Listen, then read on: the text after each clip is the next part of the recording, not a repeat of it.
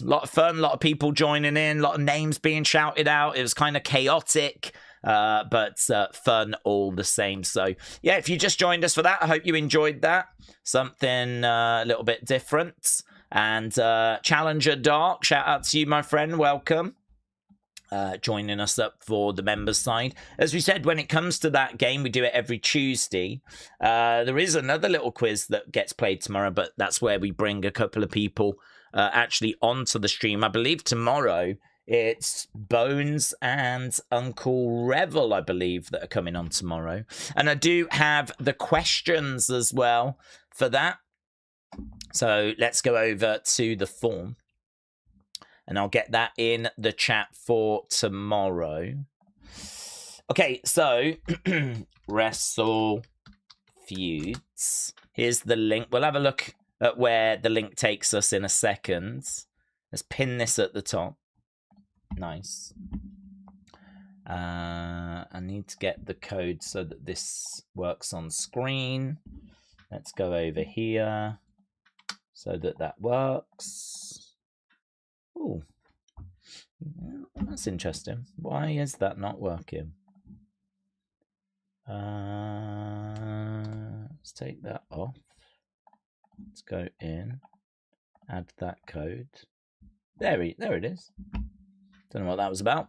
Okay, we're going to have a look first at the form that I've just put in. I've just put a link in the chat to the Wrestle Feud form, and I know that many of you answer these questions each week, so you know kind of where your feedback goes. Some of you won't have done it before. It just leads, the link in the chat leads to this form, and I don't need your details or anything. You don't have to put your name or anything like that. You just answer the questions. So we've done this weeks and weeks and weeks. I think we've done this pretty much every week in 2026.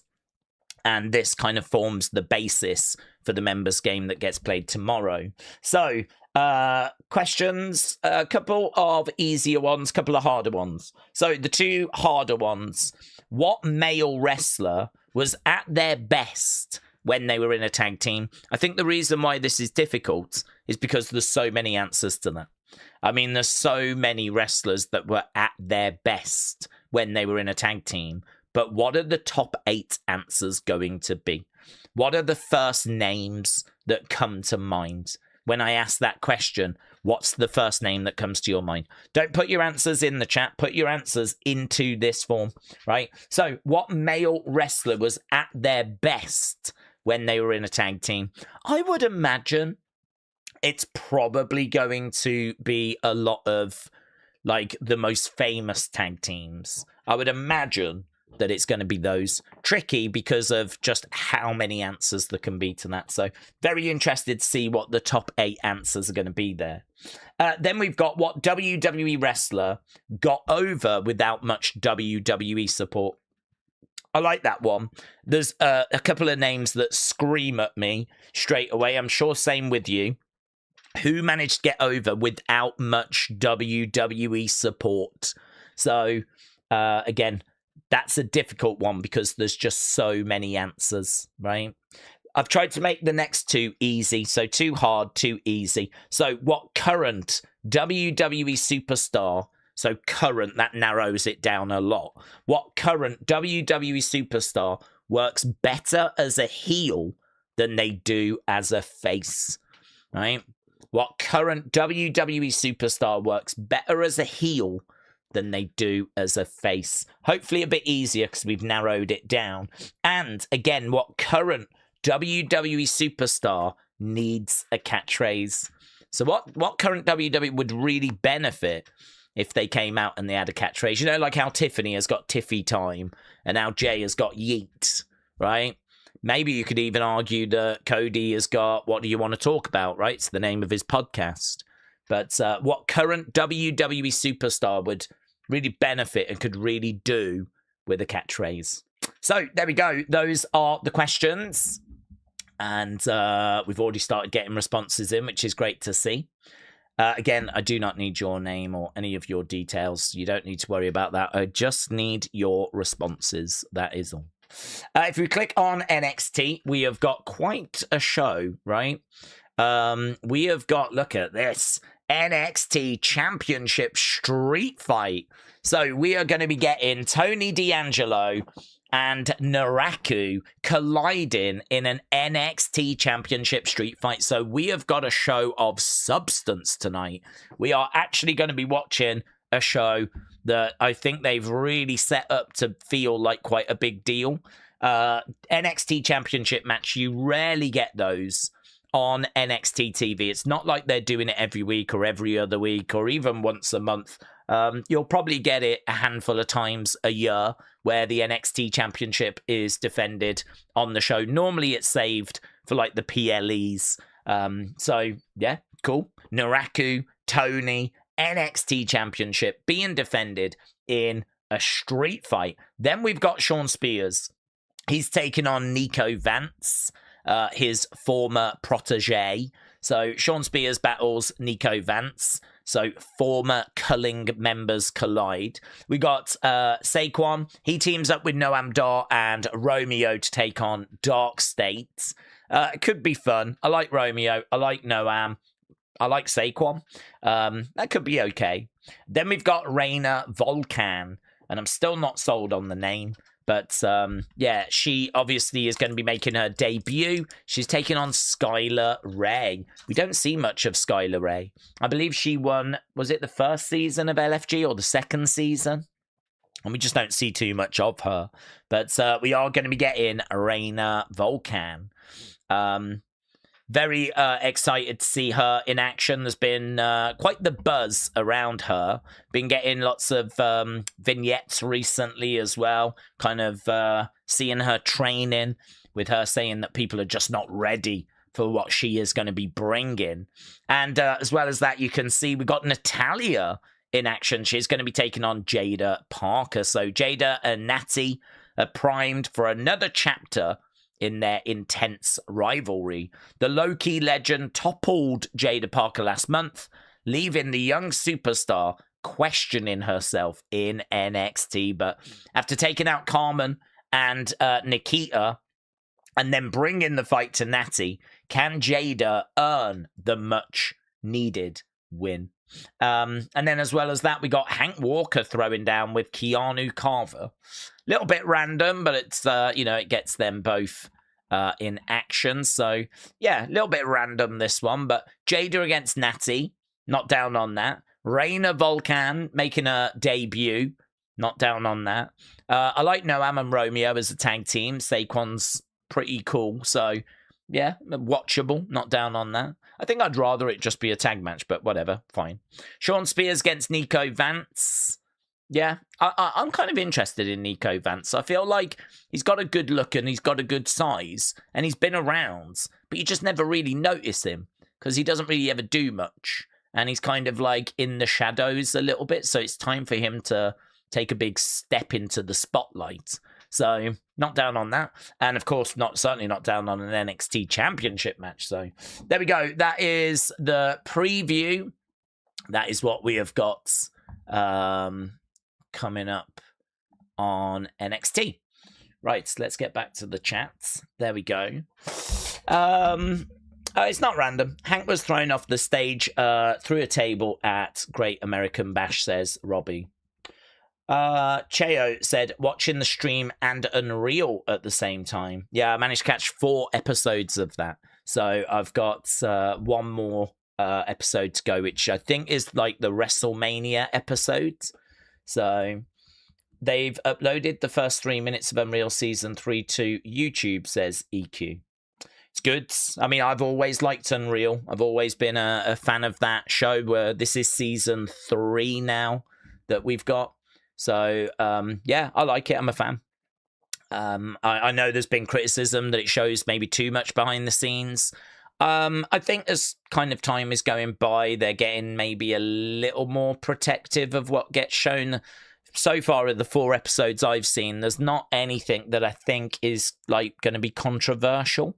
It's going to be like, I can't believe they've shown that. I can't believe they've done that person dirty. Do you remember when they showed LA Knight getting told off and everyone was kind of going off on it? I can't say that I've seen anything in the first 4 episodes that I kind of thought like, oh, that's going to be, that's going to be tricky. That's going to be controversial. I can't really say. I'm trying to think if I've seen anything, but I can't think of anything. I did make a few notes as I was going along, because I knew like it would come up in conversation. And yeah, it's good. It's worth a watch. I think you'll enjoy it. I don't think there's anything that I would class as like, oh my god, you need to know this, but it was kind of cool to see Punk say, I am going to miss you to John. You know, when he's doing Punkonomics in the ring, he does just kind of move the microphone away and say, I'm going to miss you. Right in the middle of it, as everyone's watching the segment, he says, I'm going to miss you. Apparently he did it because he wanted John to feel the emotion or whatever of it all, and then went right back to, you know, dissing him. So that was interesting. It was interesting seeing Bron Breakker backstage being told to spear Seth Rollins, and he was because Seth being injured, and he was like telling him, you've got to do this, you've got to lay it in, it's got to look good, people are going to watch this moment back for years and years and years. And it looked like Bron was a bit hesitant to do it. He didn't want to do it. Bron was like gutted that like the Seth was injured and he was going to get taken out and whatever. There's quite a bit of injury reaction actually. When Seth does his shoulder, you see backstage his reaction to, you know, the fact that he finds out that he's done. He's going to be out the vision, and he's going to be out till probably WrestleMania. So you see that. You see the reaction to Liv when she collides heads with Stephanie. So, you know, you get, and she gets that big bump. There's a little bit of like injury reaction, kind of backstage, whatever. They talk about Bron Breakker's injury as well. They talk about the vision being cursed. They show you Bronson Reed tearing his bicep. So you get that like behind the scenes kind of stuff, you know. I thought it was interesting how Oba backstage was speaking in an accent, because that's not his accent. So this is what I mean about as time goes by, they're getting a little more protective, because Oba, that Nigerian accent is put on, but when he speaks to camera backstage, directly to the Unreal camera, he's not using his real voice. He's still putting on the accent. There is still a layer of protection of the character there, which I thought was very interesting. I don't know if they would have done that in season 1. I think they would have had him just talk normally rather than putting on the accent. Braun originally winning the Rumble. Trick Williams watching an elephant pee. Shocked at how much it can pee made me laugh. Punk upset at losing Larry was heartbreaking. Stephanie talking about how she puts the makeup on this side of her face because that's the side of her face that had like facial fractures. And she was saying that like she's really into kintsugi, which is, you know, that Japanese art of breaking things and then putting them back together with gold and making them better. And she's kind of into that.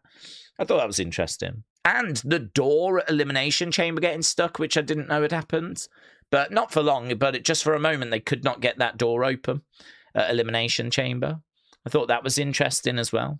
Lots focused on AJ Lee's return, a lot of AJ Lee focus. You get to see inside Chelsea Green's new house, which in the last season was being built. And you get to see just quickly around her house. They don't really show you too much. So I don't know if you get any more kind of a look around, but you get to see her living room, her kitchen. You get to see the figure room, Matt's figure room.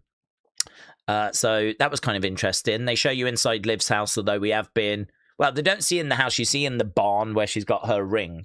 But we've seen that before, to be honest. You see in the writer's room, again, they look so uninspired.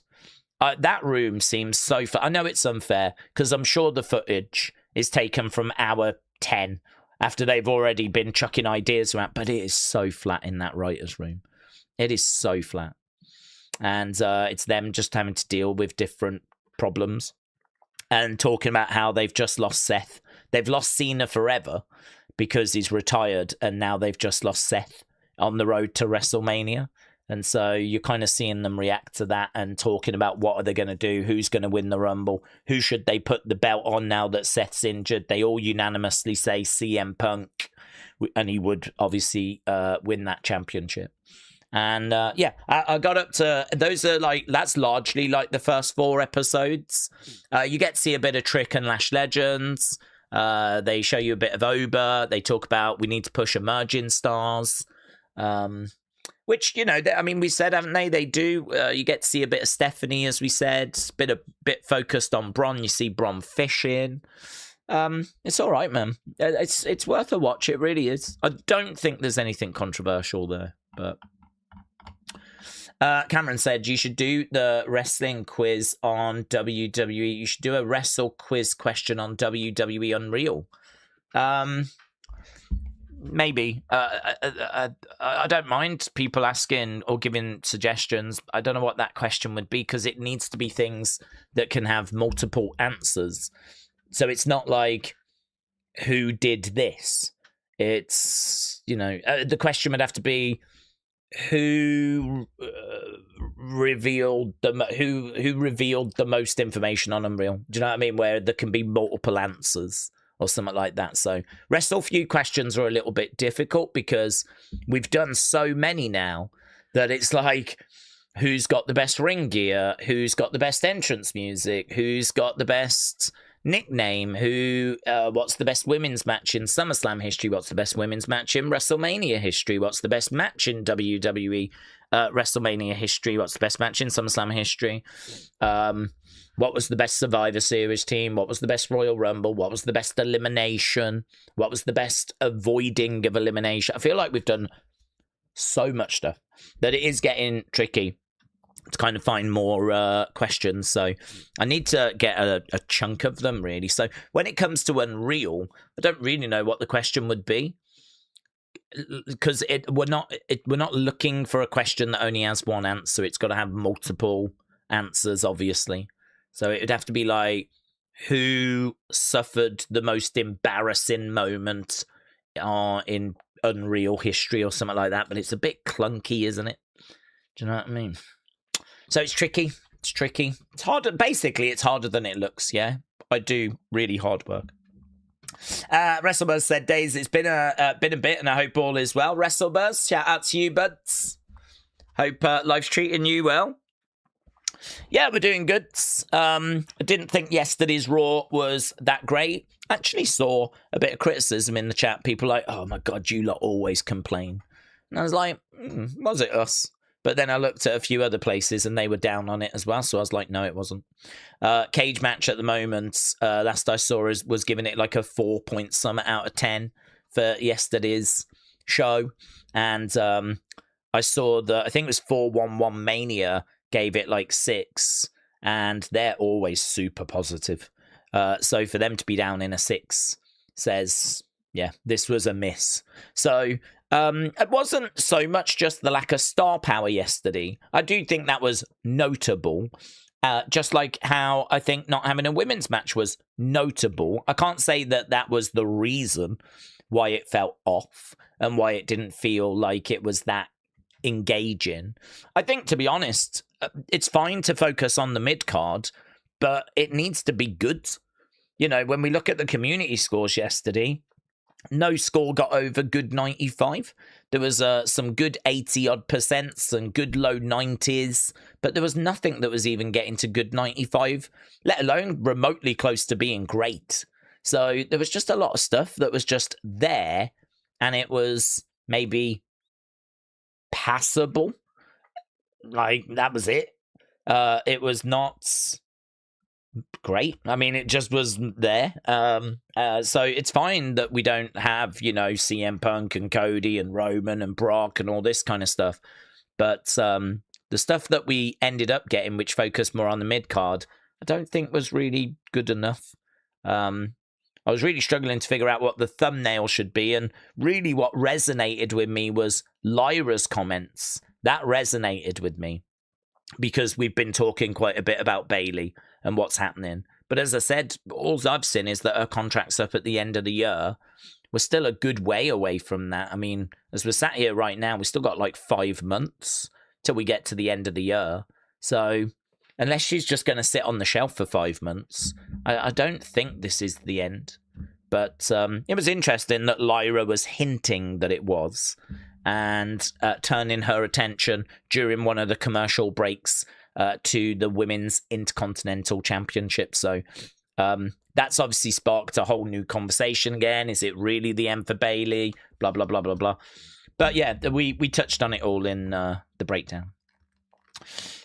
Big Time said, the Raw Men's IC title program is boring, but I do like Penta being a defending champion. James said, Raw made me regret losing sleep just watching it. Yeah, I mean, I understand where some people... I think it's difficult because imagine if you watched the show and you enjoyed it, right? You just watched it and you enjoyed it. And then you go on to look at a review and you've got everyone moaning and complaining. You probably do feel very out of sync with where, you know, other people are. But I don't know. There was just a couple of people that got in touch going, I can't believe you're moaning and complaining about this show just because there wasn't star power. It's like, that's not... If you think that I always over-explain stuff, it's because these are the comments I get where it's like, you still don't get this. It was noteworthy that I felt there was a lack of star, but it wasn't the exclusive only reason. So that's why, like, you kind of find yourself explaining yourself like it may be in an OTT fashion, because I promise you, there's people out there that still don't get what you say. They still don't understand what gets said. So, whatever. I still stand by everything I said. You know, all my opinions come from an honest place, so no one wants WWE to be more successful than me. So, you know, I really want it to be a success, but that show yesterday wasn't it, mate. Jared said, there's too many love stories. Why is Breaker now just acting as Theory and Maxine's bodyguards? Well, I think that the Bron Breakker experiment has just been sort of abandoned momentarily. I don't think it's abandoned for good, but I do think that it's just been momentarily abandoned because I think they're focused on the SummerSlam card. I think right now we're locked in to try and deliver SummerSlam as the best we can. So they're trying to get SummerSlam built and over the line. And at the moment, Bron Breakker's in the plans to just be in a tag match, seemingly. I mean, at the moment, doesn't look like he's in a singles match. Certainly not, you know, at the top end of the card. So at the moment, he's just sort of bobbing around, isn't he? He's just doing this. So I'm not too worried about Bron Breakker because I don't think he would have been in this position had he have not got injured earlier in the year. And, you know, Bronson Reed is still out and Logan's injured, of course, as well. And losing Seth was always going to be a big blow. But this is where if you lose Seth, then you need Bron Breakker to have a good, strong run, take the reins, be the leader. Him getting injured completely derailed everything. They tried to focus on Bronson for a very short time, but he then got injured. I mean, we did legitimately get to the point where there was only Theory, and that was it because everyone else was injured. And now we're sort of teasing Paul Heyman leaving. But that's because Heyman's more focused right now on Brock Ober, which is understandable. I think Brock retires at SummerSlam, so what does Heyman do? Does he come back to the Vision? Do we turn the heat up on Braun as soon as we get past SummerSlam? I don't know. I'm not sure. I don't think he's a permanently failed experiment. I don't think this is it. It's over. It's done. Turn the lights off. Bron Breakker's never going to make it. I just think this close to SummerSlam, they're probably locked in for what they've got sorted for the SummerSlam card. Daze, someone said Sean Ross Sapp's got an update on Bayley. Sean Ross Sapp has got an update on Bayley. One agent told Fightful Select that they believe Bayley should, at minimum, test being a free agent. They also feel her negotiations could reshape how WWE talent approach contract talks moving forwards. It's not much of an update, to be honest. From what I can see, it's just they've spoke to an agent and they think that she should try being a free agent.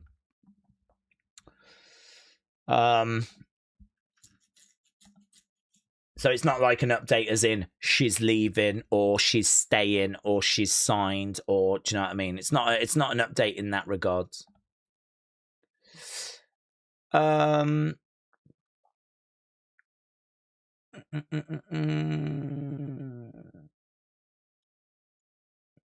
Bayley's contract has been a topic of conversation in AEW for quite some time. The nature of the deal has been speculated. So, yeah, okay. There's not really anything there, to be honest. Thank you, though. Cadet said, Daze, apparently Sammy is leaving AEW. Do we think he comes over to WWE to join NXT? I think we'd take him in a heartbeat, yes. Absolutely. I think we'd take him in a heartbeat. Angel Salas said, Bron Breakker needs to go on his own. He is a beast that needs to be unleashed on SmackDown. Robbie said, do we think Takahashi tonight? I'd love it. But, I don't know, on just a random sort of NXT. I mean, they have built this to have an NXT championship match, so you can see a place for him where he comes and helps Naraku. And then Naraku gets the championship. I mean, that would be great. But obviously, there's been no teases of Takahashi. I don't know that Takahashi is even going to come in and help Naraku. I don't know that they're going to be, like, you know, a pairing, or like, you know, in some sort of faction group, or have some sort of relationship in NXT. And also, it's just a random Tuesday, isn't it, really? I mean, there's nothing special about tonight other than we've got an NXT championship match. So there's a chance, but there's absolutely nothing to sort of say that he is. I don't have any, like, you know, there's no rumors, there's no teases. If you take the NXT championship match away, this is just a pretty standard NXT. It's good. I mean, I like the matches they've booked. So, a chance. I'd say there's a chance. Andy, hello. Said, Daze, I'm back home. I miss Raw on the plane. They said that they're putting your head into the MSG Hall of Fame. Let's go. You and I, Andy, both know that my head right now is in the dumpster round the back of MSG. It's going to be collected, and it will live forever at the New York landfill. That's where it will live, probably being urinated on by rats. Yeah? And I'm not talking about the girls that hang around and try to meet the wrestlers. Yeah? I'm talking about New York's finest. Yeah? So, Andy, shout out to you, buds. Yeah, I don't think you missed a great deal with Raw. The general consensus is this was one of the weaker episodes, certainly recently. Seemed to focus a little bit on the mid-card feuds, and I don't know. It's one of those where you kind of go, I'm not too sure what the thumbnail should be for the breakdown, so probably worth a watch just to catch up, but yeah, nothing urgent. Hope you had a good time, though. Feel free to let us know who you met at Fanatics Fest. You might have told me yesterday, but I didn't see. Big Time said, Daze, the reason why Bayley contract expiring came out is because she went on Chris Van Vliet in April of 2025 saying that her deal was up in a year and a half. I've been in WWE 13 years and that I've done everything. Yeah, I mean, I just don't fall for these things. I just don't, like, pay these things attention, because this is like Becky posting a picture of the curtain when it's the Royal Rumble, and people then go in, Becky's going to come out, she's posted a picture, she's backstage, and people kind of getting all excited. I mean, a lot of these statements and a lot of these things that get said are said for various reasons, you know? One of them is that if you're not happy with your position in WWE, going on an interview and saying my contract's up in a year and a half, I think I've done everything, is basically like saying to WWE, you better give me some good stuff. You better use me at WrestleMania. You better give me and consider me for title runs, because, reminder, my contract is up and I know it's up, right? So treat me good, yeah? Otherwise, we could part ways. So, to me, it's a message that's being sent like that, rather than her legitimately saying, I think I'm done with WWE. I think it's time for me to go. I don't believe that she would come out on Chris Van Vliet and actually make that statement. I don't read it that way. I read it that she's basically saying, hey, WWE, I know you're going to see this, and I know when my contract's up. You might have forgotten, I don't know, but it's coming up soon, so you need to use me right. Yeah? Give me, I think I've done everything, so give me some stuff I've not done. Because to be honest with you, wasn't it from that same interview where they were talking about a love interest, and she said she'd never done that, and she'd like to do it? So, I mean, without even trying, there's one thing she's not done. She's not done a storyline in WWE where she's had a love interest. And she said she'd be interested in doing that. So I feel like this would fall apart quite quickly if we started going down a list of things she hasn't done. Things that I think are still there for her to actually get her teeth into. So I'm just not buying the Bayley stuff. I'm not buying it. I think that I think she's unhappy. I think she's not being used to her full potential. I think people can see that. I think that WWE are going to have to put a bit of work in to secure her next contracts. I think they will. I can't see why they would be willing to let Bayley go. I think they will do that. I think that this feud with Lyra could be the start of that. And I just don't read stuff into these things. So I still think that 5 months is a fairly long time, to be honest with you. I still think, unless she has absolutely turned around and said no, or for whatever reason the contract that's been offered to her, because I'm sure we've probably started talks. So if she's had a contract offered and the money has gone down, or she's just not satisfied. But I mean, look, she's 37. I mean, she's absolutely in her prime. This is not a Bayley that's 45, right? This is a Bayley that's 37. This is a Bayley that has got 8 more years. I mean, I always think mid-40s. For a modern wrestler, I think you can get to your mid-40s quite comfortably. Yeah, you're probably going to have some injuries. You always have injuries. But in this day and age, with the way wrestlers look after themselves, I think, you've got time. And 8 more years is it's a long time. That's pretty much the length of Hulkamania, which, in its first run went from 84 to, wow, I mean, he comes back in 93 fleetingly. There's not much in 93. It's kind of done by 92, which would be 8 years. So if she's 37 now, and actually has only recently turned 37, her birthday is the 15th of June.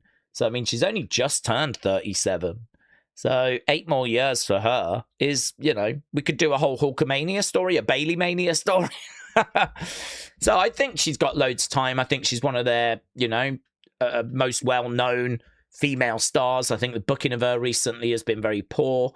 I think that WWE have probably allowed that booking to be poor because they want to focus on Liv. They want to focus on Rhea. They want to bring through Julia, Tiffany, Jade. You've got all these women that you want to bring through, that actually Bayley suffers from that, in my opinion, is that you kind of take her for granted. Yeah, Bayley, fine.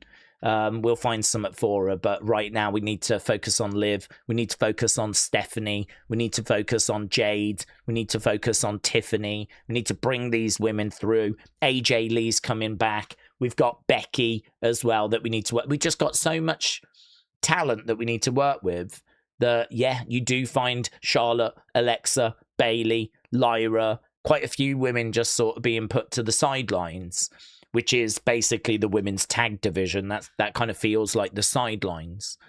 But actually now, if it's starting to get to the point where it's time to go, oh, hang on, her contract's coming up, I'm not sure she's happy with the way she's been used. Now it's time to turn the sweeteners on.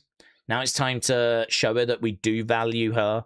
and we have got ideas for her, and you know she needs to re-sign because we, you know, can do some good stuff with her. We've got plans, you know. Tell her you're going to use her in a championship match at WrestleMania next year. Tell her she can have a love interest storyline.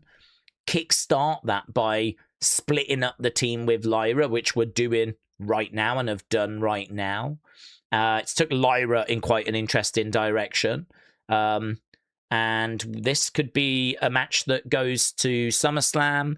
And, you know, Bayley can come out of this. Bayley could be, who knows, Bayley in the bank. What if we give her money in the bank? I mean, I don't think you want to give her that briefcase unless she's going to re-sign, because you don't want to give her the briefcase and then she's gone in December. But, you know, these are the things that you can pitch to her. Like, we're going to give you a title opportunity and we can stand by it because, you know, money in the bank, something like this. You might have to turn the sweetness on. I still think with 5 months to go, you got plenty of time.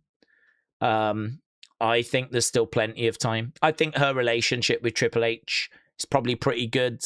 I just think it's understandable if she's not thrilled about the way she's been used.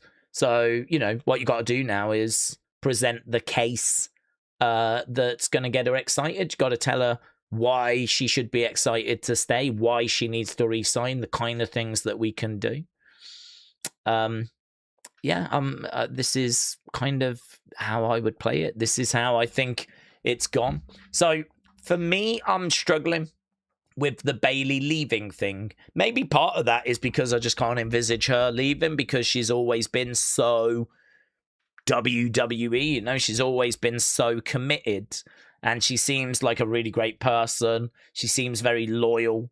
She seems like a lifer, really. I think I understand why she'd be disappointed with the current booking, but that's where we got to turn the sweet burners on now. We got to make sure that we're kind of catering to her as best we can and getting her excited about the future. So I'm not going to say it's a no story. I mean, you know, her contract is currently expiring in 5 months' time. So it's a story. But I don't know when WWE look to get people to sign new deals. You know, when do they start those talks? Is this unusual? I don't know. Do all contracts normally get to the 6 month stage? Is it just protocol that you don't even start conversations until 6 months before? I don't even know. The way the wrestling fan landscape is acting, it's like this is a great emergency. It's like this is crazy. This is like, oh my God, she's leaving. But I don't know. I mean, genuinely in WWE, when do you even open talks? When would you even start talking about an extension? I mean, you ain't going to do it 2 years before it expires, are you? I mean, when is that line? It might be different for different people, but I wouldn't be shocked if the general rule of thumb is like 6 months out. 6 months out, we're going to start having conversations. And if that is the general rule of thumb, we don't start contract negotiations until 6 months before, well, we're not too far past that period for Bayley. You know, Bayley's coming up to, 5 months? So we might not have even started having conversations with her until a few weeks ago. So I don't know, man. This is why, for me, I just think that this stuff can get really amplified, bigger than it actually is, because there are so many content creators and outlets, and, you know, everyone's having their say on it, which just means that it's all over your timeline, which of course makes it seem like a bigger deal than it might actually be. I think there's some interesting questions there that I don't know the answers to. I'd be interested to know when we start these kind of contract talks and whatnot. But yeah, I think WWE should definitely try and keep her. I think they will try and keep her. I don't think trying to keep her means cutting her wage or anything. I think, like, you know, give her assurances, give her some exciting ideas of what we can do, things that she hasn't done. Give her some exciting opponents that she can work with, some exciting feuds. I think she would like the guarantee of some sort of success. Might not even be a world title. Might be that you can convince her that she's going to have a good run with the IC belt or something. But I wouldn't be looking at Bayley as like washed or old or, whatever. I mean, she's 37. Do you know what I mean? She's 37. She's still got many, many more years to give to WWE. So it'll be interesting to see how it plays. I'm sure this conversation will be around for a little while to go. King Gamer said, out of curiosity, what do we think about Eddie Guerrero? He's obviously all-time, but do we favour him over Shawn or Brett? Was his title run more emotional than Cody's? No, I don't think so. Not for me. Cody's was fantastic because Cody had waited so long for it, and Cody being a Rhodes was like, it meant that, it wasn't just about Cody. It was about the fact that Dusty hadn't done it and Goldust hadn't done it, and it was kind of a disrespect to the Rhodes family, really. I mean, there's been reports that if Hogan hadn't have come in the 80s, we would have gone with Dusty instead. So, I mean, this is a family that could have dominated the 80s in WWE. I mean, Dusty was still a decent-sized star, but he was, he was never WWE champion, and he never kind of reached the heights that he did outside of WWE and WWE. And a lot of people look at the polka dots and thought that that was a bit of a rib on Dusty, whatever. I don't think it was, personally, but I just think they were trying to give him a bit of a unique presentation, trying to get him to sort of stand out. As a kid, I never looked at him and saw him as a joke. I saw him as a fun character. I thought the polka dots made him look unique. I actually miss that kind of stuff, to be honest with you. Now, a lot of ring gears get changed on a regular basis and are pretty bland. Whereas, Dusty, I could show you black tights with yellow polka dots on. You'll tell me who that is straight away, but I promise you, I could show you a load of women's recent gear. As long as there's no names on it or anything, you won't have a flipping clue who it belongs to. They're all so generic and similar. I actually think the polka dots was great. So I don't think it was more emotional. Not for me. Maybe for others it was. I think Cody's, because of, the history and everything and how long he'd been trying to get there. Because it wasn't just when he came back at 38. I remember when he was in Legacy and when he was dashing Cody Rhodes. And obviously we all remember Stardust and, the fact that they were having him play that character and it just felt like he was a million miles away from any world titles at that point. And then he had to go, he had to leave, obviously, help set up AEW, come back, blah, blah, blah. In regards to Eddie Guerrero, I think he was incredible. I think he is one of the greats. I don't know that he goes S tier. He might go A tier.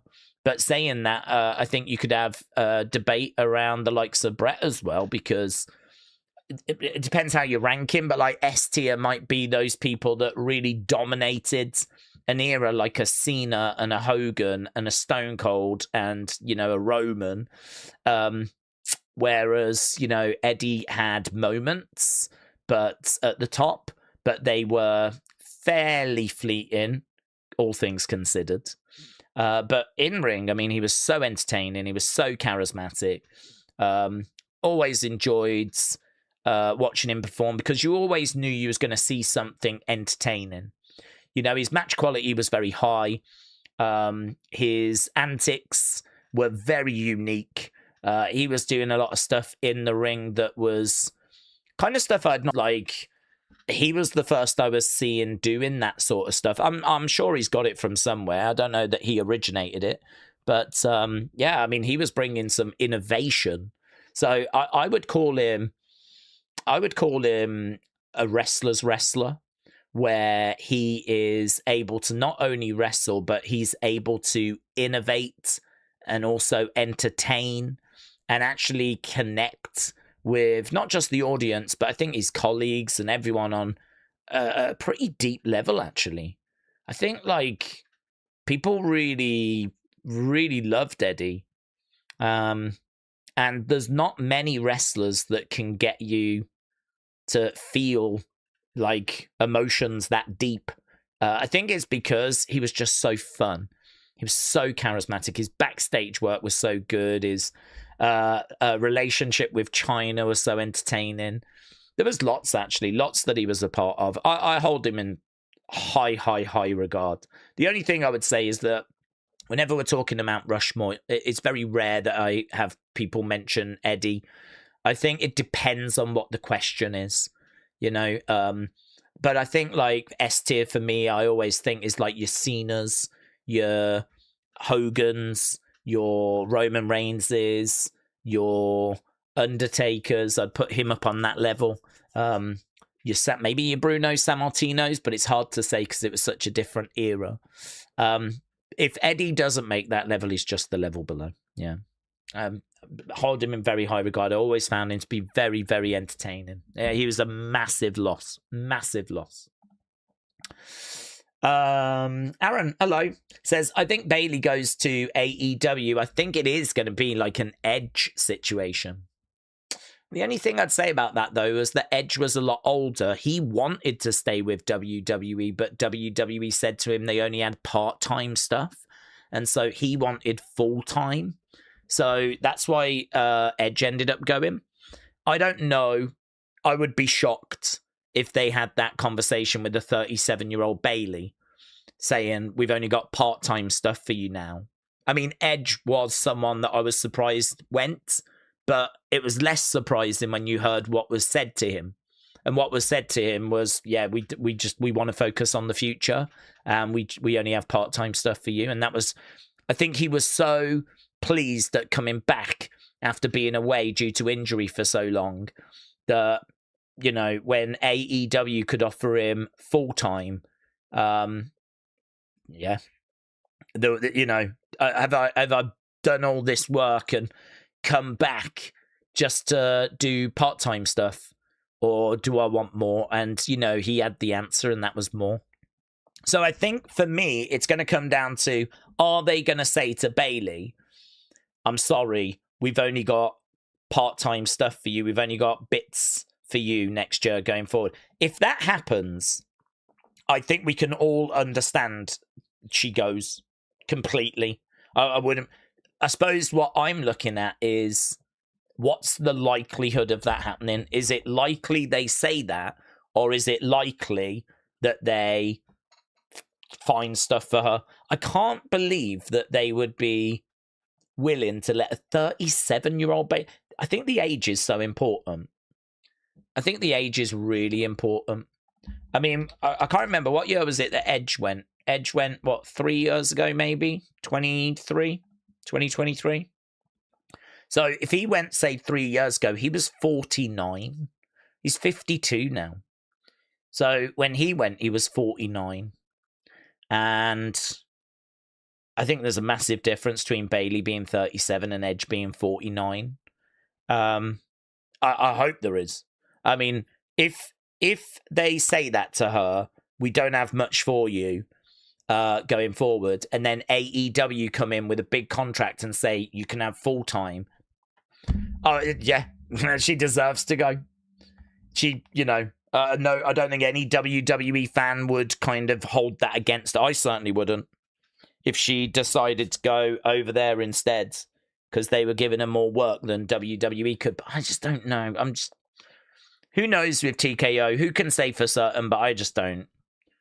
I think at the moment this feels a little bit like a mountain being made out of a molehill. Like, yeah, it's interesting, and we're getting down to like the final 5 months in her deal, but the way that people are acting, it's like she's already gone.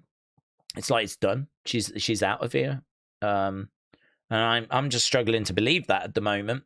So we'll see though. We'll we'll know, won't we, by the time we get to the end of the year. Big Time said, it makes you wonder, had she not put that out there in the middle of a deal, maybe that derailed her booking. Stuff like that should be private, not put out there for the public to speculate. What, that comment? I don't know, man. The wrestlers hold quite a bit of power. And, you know, if she's not happy, I'm sure she's said backstage that she's, you know, got her frustrations. I mean, Jesus, if I was in Bayley's shoes, the writers are around. You do have writers on the road. I mean, it's nothing to have a chat with the writers and just say that you're getting a bit frustrated. You know, we've been in the tag division now for like a year, 2 years. You know, when's the next opportunity coming along? Is there any plans? I mean, I've got to think she's in communication. Maybe it's a bit more awkward having those chats with Triple H, because Triple H is, you know, you don't want to kind of speak out a term with him because he's the final decision maker. But you can certainly go to the people further down the chain. You can vent at the creative teams. You know, there's producers you can have a word with. Word can get back to Triple H. And, you know, I think she's going to have a good relationship with Triple H, because don't forget, they were in NXT together. And they will have worked quite closely in NXT, because NXT is not that big. I mean, you know, it's kind of a all hands to deck kind of, you know, we're all in it together type thing when it comes to NXT. So, you know, they worked together for years and years and years. I mean, he was having her produce matches in NXT. Towards the end of her time in NXT, she'd done everything there was to do. They were just waiting for her to get called up. And so she was just like helping like produce other girls' matches and doing stuff like that. So I think their relationship's good. I wouldn't be shocked if she's kind of had a word with him. And certainly wouldn't be shocked if she's spoken to production team.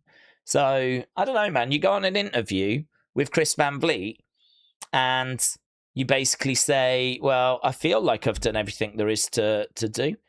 And that could be true in the sense of I've done everything they've given me. You know, the stuff I'm doing, I've done. I'm just spinning my wheels. I feel like I've done everything there is to do. She's not said I'm leaving. She's not said, yeah, when my contract's done, I'm going to AEW. She's not mentioned AEW or anything like that. I think she's worded it fairly well in the sense of I've done everything there is to do. Really, it's up to the writers now to give her something else that she hasn't done, which is probably something she's been sort of asking for behind the scenes anyway. I don't know, man. There's a lot of speculation. We're not there, are we? I can only tell you how I would react to that. I mean, it wouldn't bother me if I was in charge of Bayley and she went on to an interview and said that. That it would not be a problem. Because I know where I stand with her. To be honest, I know that I've sort of strung her along. If I'm being honest, that's what I've done. Because I want to focus on other people. So it's kind of understandable that Bayley would be a bit like, I feel like I'm not really achieving much. I feel like I've done everything. It's like, it's a little message to me. Like, this is how I'm feeling. Yeah. So it's just a message of like, give me something more. Do better. Don't forget about me. My contract's coming up. And that's how I read that. And so if I work in creative, or if I'm Triple H, I know that, yeah, okay, I've got to keep Bayley sweet. I need to try and keep everyone sweet that I care about. But in the short term, I need to push the people I want to push. You know, the most important thing is that I get my priority done, whatever that is. And if that's bringing through new women, then so be it. That's more important to me than keeping Bayley happy, right? I can't keep everyone happy all the time because you're always going to have people sat on the bench. So I'm not even going to worry about that. I'm not going to worry about keeping everyone happy. I'm just going to do what I think the priorities are. And if that's not Bayley for a while, then that's not Bayley. But there does come a point where she has to become a priority because her contract's coming up and I'm going to lose her. So I think it's probably quite natural, actually, that when people come up towards the end of their contracts, they start getting shown a bit of love. They start getting shown some promises. The first year of their new contract, they're probably treated quite well. And then, honestly, year 2, year 3, it's probably not as good. It's probably like, because you've got to deal with the next person whose contracts start kind of coming up, you know? There's more TV time than there's less TV time than there is wrestlers. So you're having to spin a lot of plates. I mean, if you just focus on Bayley, it's easy to just go, yeah, they've not treated her well, blah, blah, blah. but she's just a piece in a machine, a cog in a machine. As a character, you know, she's one of hundreds of characters, and, you know, you're having to juggle a lot, spin a lot of plates. So I just don't see the drama. I don't see the issue. I don't see any problems here. I don't think she's been wrong. I don't think they've been wrong. I think everything's kind of gone fairly the way you would expect it to go. So really now it's about what do we do going forwards. And honestly, I'd love to work backstage. I'd love to sit down with Bayley. I'd bring her in the office and I'd be like, listen, talk to me. Where are we? WWE want you to re-sign. What's your feelings? And just have an open and honest conversation. Start the dialogue. That could be happening. We just don't know. And, you know, it'd be a great opportunity for her to go, look, I'm so disappointed with this and that, and actually hear from her directly about where her frustrations are. And then jot them down and go, listen, we'll catch up next week. I'm going to take this back to Triple H. We're going to see if we can get something really exciting planned for you in the future that's going to not be these things. It's going to be the opposite, because we do value you. We've always valued you.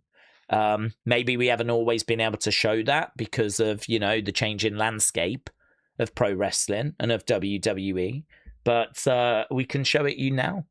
We can get you a great new deal, something that I think is going to really satisfy you. We can make sure we fix these issues. And I just think that would be a really constructive conversation. So this is why, again, I don't share in the doom and gloom. I don't share in the, you know, she's gone and all this kind of stuff. Like, maybe she will. Maybe she will go. But I don't know. At the moment, it's all just speculation, isn't it? I don't even know when you start that process of having a chat with someone, when it's time to have that chat. As I said, it could be 6 months before. We could be in the process of doing it now. Word could come out any day, any week that she's re-signed. And then all of this will have just been seen as a whole lot of nothing. So it probably is the big talking point. Hence why it's why I made it the breakdown thumbnail. Because, you know, on a Raw that felt quite quiet, Lyra's comments struck me as being amongst the most interesting. So I recognise that there's noise, and I recognise that there's a lot of chatter around this. But, you know, again, to repeat myself, my feelings are, I think we've got a long way to go before she's leaving. I think that there's plenty of time. I think there's plenty of opportunity to have conversations and address frustrations. I think there's plenty of proposals that can be put her way to keep her around. The one thing I don't know is how much work are WWE going to do that? How engaged are WWE with keeping her around? I don't know why they wouldn't be. She's one of the 4 horsewomen. They've already lost Sasha. I can't see them wanting to make AEW stronger, and you know she would go over there. WWE are putting up shows against AEW to try and frustrate them. Why would we want to allow a 37-year-old Bayley to go over, who can wrestle on a regular basis, who can go over and just further boost and bring credibility to that women's division? I don't know why we would allow that when the alternative is, you know, spend a bit of money, give her a new contract, sell her the dream, keep her around. TKO have got the money to do it. It's not like we're financially hurting. You know, they've got the money to do it. But this is why they, you know, are cutting people and trying to get high ticket prices, because, you know, when push comes to shove, there's going to be occasions where you're going to need money to sort of secure the top talent. Otherwise, yeah, you could see them go to AEW. Jared said, I think people like Becky, Bayley are at a stage now where they're helping to put new talent over. Well, yes and no. I mean, I think that they're at a stage where they are doing that. But I think the reason why they're doing that is because they're in the middle of their contracts. And as I said, we're having to focus on other people. I mean, you can't focus on Becky and Bayley all the time. So you obviously you will use them on the show, and you'll try and get them opportunities where they are. But again, it's about spinning plates, isn't it? So if we want Liv to be champion, or Rhea to be champion, or Asuka to be champion, or we're trying to bring through Roxanne, I mean, it's like everyone wants everything, and you can't have everything. You can't have every woman being pushed at the same time. I think people know that. So, I mean, if you are moaning about Julia, or you're moaning about Stephanie, or you're moaning about Roxanne, or you're moaning about Raquel, or you're a Liv fan, or you're wondering why Kyrie's not around anymore, or Asuka, or do you know what I mean? There's so many women that need moments and opportunity and pushes, and Becky and Bayley are in with those people. Like they're in with those women where they are also in need of pushes at times. But there's going to be a lot of time where they're not going to get pushed, and they can't be pushed because someone else is getting the push instead. So, yeah, whilst we're pushing Stephanie, Jade, Rhea, Liv, blah, blah, blah, Becky finds herself being Intercontinental Champion and feuding with AJ Lee. That's great for Becky. I'm sure she's got no complaints with that, but she's not amongst the top end of the card, She's not like, world champion and defending the belt and having big Roman Reigns type runs. But we found something interesting for her to do. With Bayley, we put her with Lyra, and they've been a tag team. Now, I don't think that's been as good. I don't think the booking for them has been as good. I think we can understand there being frustration there. To be honest with you, the person that should be more frustrated is Lyra, because Lyra is young. She's already been Intercontinental Champion. And then seemingly they've just shoved her in the tag division because they haven't got anything for her. At least Bayley has had runs with world titles, WrestleMania matches, singles matches. She's won the Royal Rumble. I mean, she's achieved a lot, Bayley, in her career. Lyra has not. And yet she found herself in a tag team with Bayley, also being shoved in the women's division. So I agree that the bulk of their time, they're going to be kind of not pushed to the sidelines, but, they're not going to be the focus, because you can't be the focus all the time. So as a result, yeah, she's just been doing that. And yeah, I don't think it's been that great. But that's not how it's going to be. And it's not how it is now, because we've split that team up and they're actually in a really good feud right now. Like, one of the more interesting feuds is Bayley and Lyra. So I'm really interested to see how this plays out. I think Lyra's new character is very interesting. The new presentation is very interesting. I think that a match at SummerSlam against Bayley would be good, fun, and well received. I think that there's lots of options and things you can do for a feud. And then once we're done with this feud, where does that take Lyra? Where does that take Bayley? This could heat them both back up in the singles division. And, that period of them being a tag team is done, isn't it? So I think that at the age of 37, that to me is no age. To me, like, you've got till you're like 45. So I would like to think that WWE share that same opinion. I will be disappointed, very disappointed, if WWE don't make a really good effort to keep her and get her to re-sign. Very disappointed. Because I think she's great talent, Bayley. I think she's well worth keeping. I would be really mystified as to why we would allow her to leave. I can understand why we've done what we've done. As we said, you can't focus on everyone all the time. But I'd be very mystified as to why we've not done more to try and keep her around. I don't know why, but when I watch NXT, I can't help but think of Adam Cole. What a time that was, said James. I think the reason why you might is because that was arguably the peak. You could make the argument that Black and Gold really built and got to Undisputed Era, got to Adam Cole and Johnny and Tommaso, and that sort of 2018, 2019. That for me is when we peaked out. You can make an argument that there was peaks before, but I remember going to America at the end of 2018, and I remember going to Full Sail, and we were still at Full Sail then. I mean, I think you could make an argument NXT really changes, not for the better, when it moves to the Performance Center.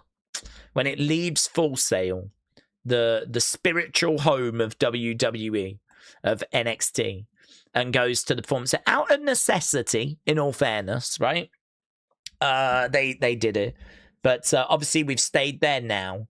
And I don't think it's as good a venue as Full Sail.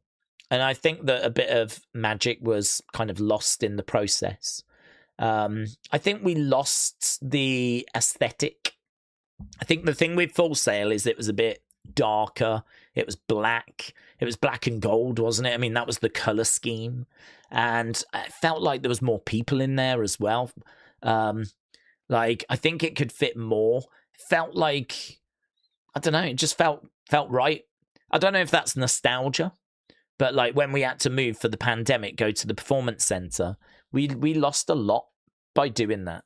They tried to have a new aesthetic. I mean, do you remember they had the plexiglass and they had NXT recruits banging on the plexiglass and they tried to make it a bit edgy. It had like a kind of quite metalish logo for a time. It's still the NXT logo, but it had a pattern around it. And I think we tried to get a bit metal, and we had the plexiglass with people banging on. It was kind of interesting at first, but I don't know. It didn't feel the same. And then not long after, we go NXT 2.0 with the color, and we tried to do something very different. Thankfully, we've kind of found where we are now, which in recent years has been quite good.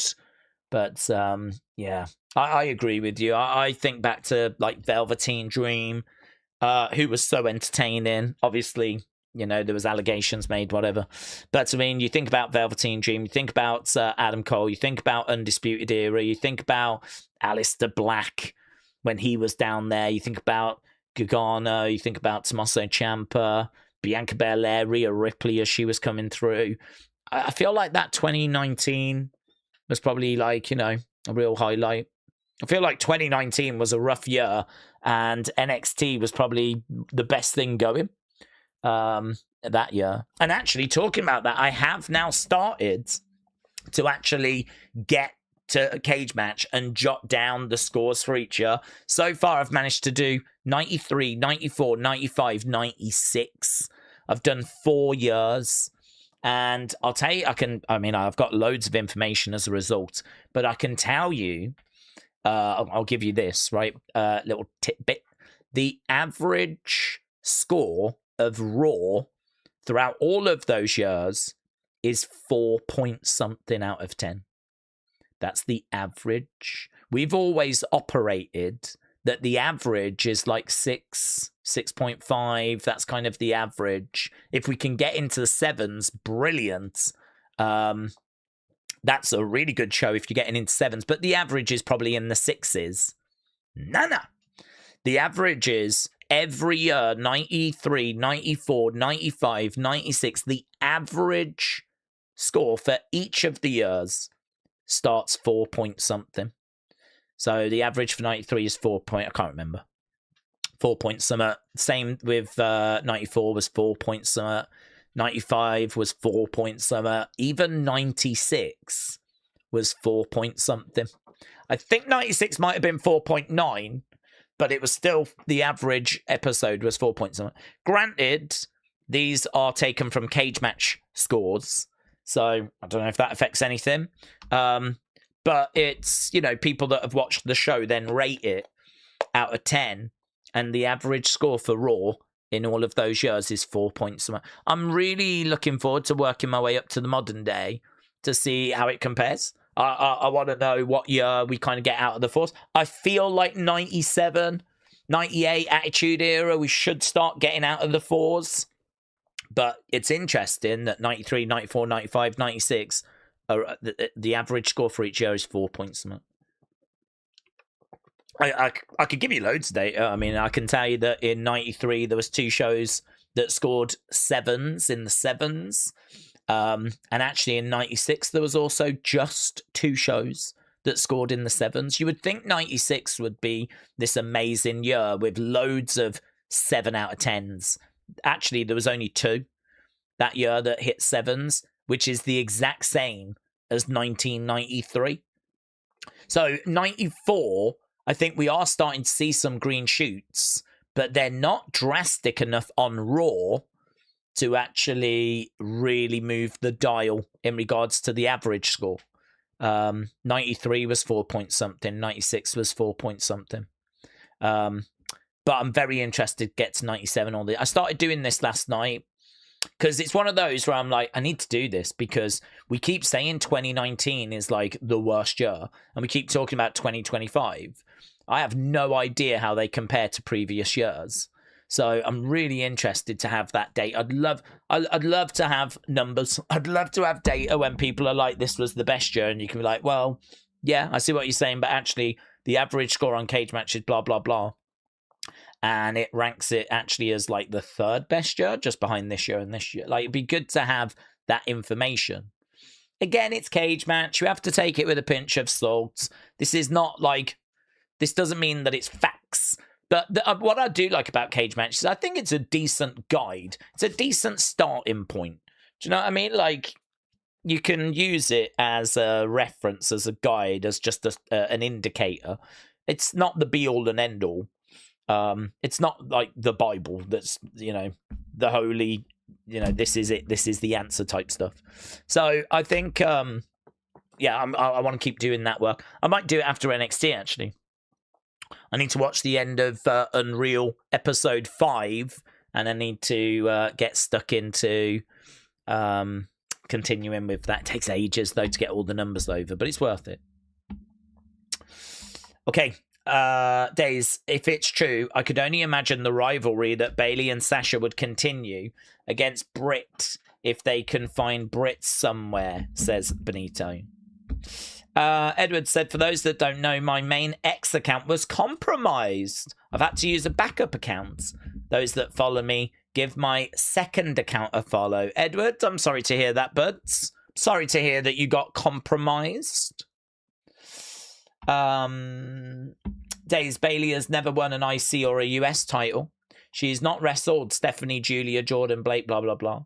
We can offer support on her Lobston School, some perks, better pay, promises. Yeah, I like that. I agree. I agree. Supporting that school of hers, I think, is a great shout because she's done that a couple of times now, hasn't she? And I think that's something she's really passionate about. So actually providing support there, I think would be really interesting for her. And actually, I think that's the key, really. You can say, oh, we'll give you a title shot next year, or we'll put the world title on you for a bit. She's done that. And I'm sure she'd be pleased to have another run with the belt. But I think also she knows, and she should know, that there's going to be periods where they're not going to use her well. Because the truth is the truth that you can't focus on everyone all the time. And even if she signs a new deal, you can promise her moments, but you're not going to be able to say, we're going to use you as the top woman for the next 4 years. I mean, you wouldn't want to make that kind of a commitment because you've got so many great women that you're trying to rotate through that, she's going to have moments, but there's also going to be plenty of moments where she'll be back in the tag division or she'll be in catering for a little bit. Like, that's the game, that's how this works. We've got so much talent and not tons of TV time. So I think this is where you need to propose some stuff that's going to be genuinely exciting to her and propose some stuff that is going to intrigue and not just, hey, have another title run, which is why the love interest thing, I think, could be, something that she might be interested in because she's never done that before. And as you said, there's lots of talent she hasn't worked with. The only thing I'd say is there's lots of talent in AEW she hasn't worked with. So that, yes, she's not worked with this person, and maybe she'll know them because of being around them, and perhaps that will be a little more interesting. But equally, she could be thinking, well, I could go to AEW, and I've never worked with Tony Storm. I've never worked with, I don't know, whoever's over there, Tekla or whatever she's called, yeah, Harley Cameron. So I think like that school that she's got, investing in that, I think is a really good shout. Doing something there, providing support for that, whatever. I think that's a really good shout because that's something that I think she's very passionate about, and I think that's something that would be quite unique. So I think there's options. I think there's things on the table that you can do, interesting storylines and all this kind of stuff that you can do that you could, convince her to stick around for. But I don't know. I just don't know where we are with the negotiations. I don't know where WWE stand on it. I don't know what their stance is. I don't know how interested they are. And as a result of not having that knowledge, this is where speculation is filling the void. I'm feeling pretty good about it. I'm feeling pretty chilled. I don't feel like we're on the verge of losing her. I'd be a lot more nervous if there was weeks left and there was no news. But 5 months still strikes me as being quite a bit of time. Who do we think's going to be the next champ for every NXT title, said Rapturous. Well, that's maybe a little bit too much to get into. I think Naraku's got a chance tonight. I think he's got a good chance tonight. Kendall Gray, I don't think she's losing that belt for a while because she's, not long got it. I would be looking at someone like Zarya. I think I'd be looking at someone that's been around for a while that has not had a run with it. A Kalani Jordan. She keeps saying she's never had a shot, let alone she's never had a match for it, let alone actually carried it. So I'd be looking at a Zarya or a Kalani Jordan or a Jaida Parker. Just depends if they get called up before they get a run with it. Tatum, I think, is going up. Lola's going up, but she's already been champion. So, yeah, I'd be looking at one of those for the women. Naraku, I think, has got a really good chance for the guys. And if it's not going to be him, then it starts getting a little bit tricky because there's not loads of experience in NXT. There's not loads of men that are knocking on that door, in my opinion. We're going to have to really build people up like Keanu Carver, who I think has got great promise. But it would feel a bit too early to put that title on him. So I am looking at Naraku. I am wondering if we get a new champ tonight. And actually, we could even do a poll on that. Are we getting a new champion on NXT tonight?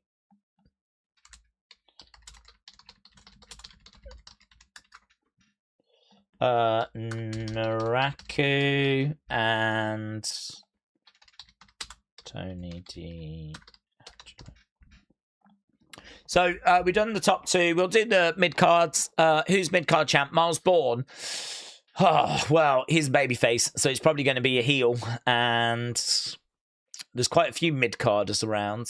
I mean, that Tristan Angels they really like. He can wrestle. He's okay. He's a decent talker. He could get it. Tavian could eventually get it. I know he's not a heel, but he could turn. And he could turn on Miles. So he could get it. Dion Lennox, I wouldn't be shocked if he got it and had a run with it for a while. Niko, if we start building up Niko and we want Niko to kind of look like, he's been around for a little bit. So, I mean, he could get his hands on it. Keanu Carver, as we mentioned, I think he's got great promise. We could pull the trigger on him. So I think there's a few names around as to who can get. Mid-card, we're not struggling. Top end for the men's division, we are struggling. In regards to the women, Zarya's got it right now, so it feels like a babyface would probably get it. I wouldn't be down on, like, Ren. I think Ren's a great talent. She is the speed champ at the moment, but she could find a way of getting that belt from Zarya. I don't think it'll be Callie because Callie is a heel. Won't be Carmen or Nikita. I don't think it'll be a Thea Hale. I don't think it'd be a Kalani or a Jaida. I think they're a little bit past it. Like they're kind of really competing for the top women's championship. Layla Diggs is a heel at the moment. Yeah, I suppose I'm looking at Ren. Or Lizzie Rain is a good shout. I could see Lizzie because she's a good worker. She's quite hot in the sense of she's got some momentum. She's got a big entrance. People seem to have connected with her. So I think she could be in the mix as well. I mean, it's impossible to pin it down to one because the mid cards are good. It's the top end that I think's a bit thinner, and that's a little easier. So certainly for the men, because I just don't think there's many options. Hello, Sonny. Hope you're doing well. Daze, did you hear that Sammy could go from AEW? Yeah, we touched on that earlier. J Rich said if Tatum doesn't appear on NXT, then I think she gets called up soon. AB, hello. Andy said you should look into Mania next year. They might be doing WWE World, but without the actual events, so you could stream it. That's a really great shout, actually, Andy. That's a really great shout. I think that's a really great shout, and I wouldn't want to do anything until WWE World gets announced, because it does feel like WWE World should be with Mania. I mean, if you buy tickets to go to WrestleMania and you jump on a plane to go to WrestleMania, then you should be able to have a WWE Worlds. I mean, I think they'll do it when next part of WWE World is the meet and greets, and all the wrestlers are going to be in Saudi. So I think it'll be in Saudi. And I don't really have much desire to go over to Saudi. Although, how much are flights from the UK? Because obviously I'm closer than you lot in America. I don't really have much desire to go over to that part of the world at the moment, to be honest. Flights from... Well, Birmingham's closest, but Manchester's probably bigger. Just roughly. Average ticket prices range from 400 to 900. I mean, that's kind of what you'd expect, isn't it, really?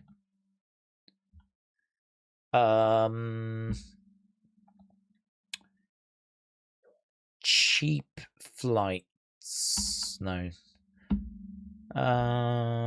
Riyadh. How do you spell Riyadh? There we go. Riyadh.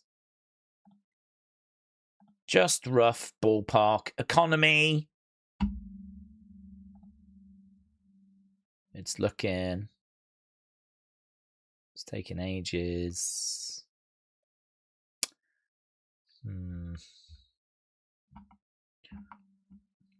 Maybe that's not the best. It's about 700. You can get some for 600. You can get the cheapest is 572. There are some stops though. I don't know where you end up stopping. You have to change at Istanbul in Turkey.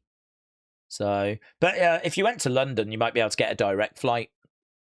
Rather than having to change at Istanbul, but it's around about 600-700 from the UK. Then you need to get an Airbnb. I mean, this is the problem, isn't it? If you want to go without even buying tickets and doing meet and greets and everything, I mean, just flights and accommodation, you're like well over $1,000. I mean, it's a lot of money. It's a lot of money to not be going to WrestleMania or anything, But that WWE World is one that I would want to do. I think it'll probably be in Saudi. I think they'll probably keep it with the show because of the meet and greets. But it was a good shout, though. I'll definitely be keeping an eye out. Dean said, I'm very impressed with the talent in NXT. I hope she does get called up. What, Tatum? Yeah, I think she will. I don't know when. I think it'll be this year. I don't know that it's like now or anything. Ratcher said, part of me hopes that Shawn Legacy and Dorian Van Dukes don't become a unit for too long like Fraxium. I think they could do more in the mid-card or the top of the card. Thoughts? Well, I think they're both new. I think that they're both just kind of getting TV time, really. So, yeah, I mean, I wouldn't keep them together too long, but if they keep them together for the rest of this year, that wouldn't be a problem. Just get them on TV, get them wrestling regular, and then, we can start I mean, you're kind of still introducing them to the crowd. I mean, I feel like we've probably only seen Dorian about 3-4 times on NXT. Maybe Shawn Legacy, roughly about the same. They're still maybe a bit more, I don't know. I mean, I've seen quite a bit of him in Evolve, but I don't think we've seen loads of them on NXT. So they're both still quite new. But yeah, they've both got a big upside. I think they're both really promising talents. And I agree with you. I don't think tag division is where they should remain in the long term. So, but at the moment, if they don't have really anything lined up for them, they don't have any plans for them to be around any belts, or they don't have any like real feuds lined up, having them in the tag division and having them like just getting regular matches, regular TV time, hopefully involved in some really fun matches, that's fine. At this stage, just getting them on TV is the goal. And then, as we said, next year, maybe we can start really investing in them more as singles competitors. So, good. I agree. Daze, Naraku will likely face Mason after winning and then get dethroned by Santana. Maybe at Worlds Collide, says Robbie. Well, I do like Mike Santana. I mean, if we do bring him in, I think that'll be such a good boost because, as we've said, the top end of that men's division is thin. Mike Santana would really help. Takahashi, as you said earlier, would help. Leon Slater, if you can get him, would help. So I agree. And obviously, we're still building like Will Cruz. We're still trying to build through Miles Bourne. Still trying to build Keanu Carver. We're still trying to build. So there are people that are kind of coming through as well. I mean, I think that maybe for the rest of this year, it's still going to feel a little off. It's still going to feel a bit light, whatever, on that men's side. But once we bring a few people in and we get some interesting feuds going and we, you know, start seeing some improvement and maybe some people will start connecting a bit more. Because it only takes, like, you know, a match. It only takes a feud. It only takes, like, you know, something, a killer promo, just to spark the interest. All of a sudden, someone that was a bit cold becomes hotter. So by the time we're at the end of the year, I think we'll be in a healthier place, or hopefully if we bring in some of those people. Daze, even though the wrestlers are in the tag division, do we think the top of the card could be better if Noam Dar was in the mix? Not massively. I mean, he could be there because of his experience, but he's a decent talker. I think if he was someone that was, I mean, he's just come back from like a long layoff, so I think, to be honest, my brain is more like, I think he needs a bit of protecting. So I think we would need to see some great singles matches out of him so that you could see that he can still work, can still go as a singles competitor. I mean, I wouldn't be shocked if Noam has sort of been told that, you know, they're keeping him around to work with emerging talent. I mean, he's been in developmental now for so long, and we've tried loads of different things. He's been in NXT UK, he's been in 205 Live, he's been in NXT before.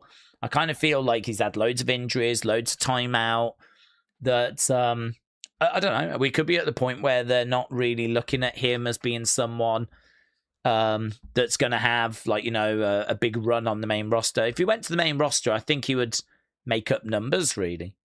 I think he'd be bobbing around the mid-card. I think he'd be a fun sort of Miz-type character that's called kind of mid-card. You know, I could see him having a talk show because he's had Supernova sessions in NXT. So I don't see him as being someone they've got big major plans for.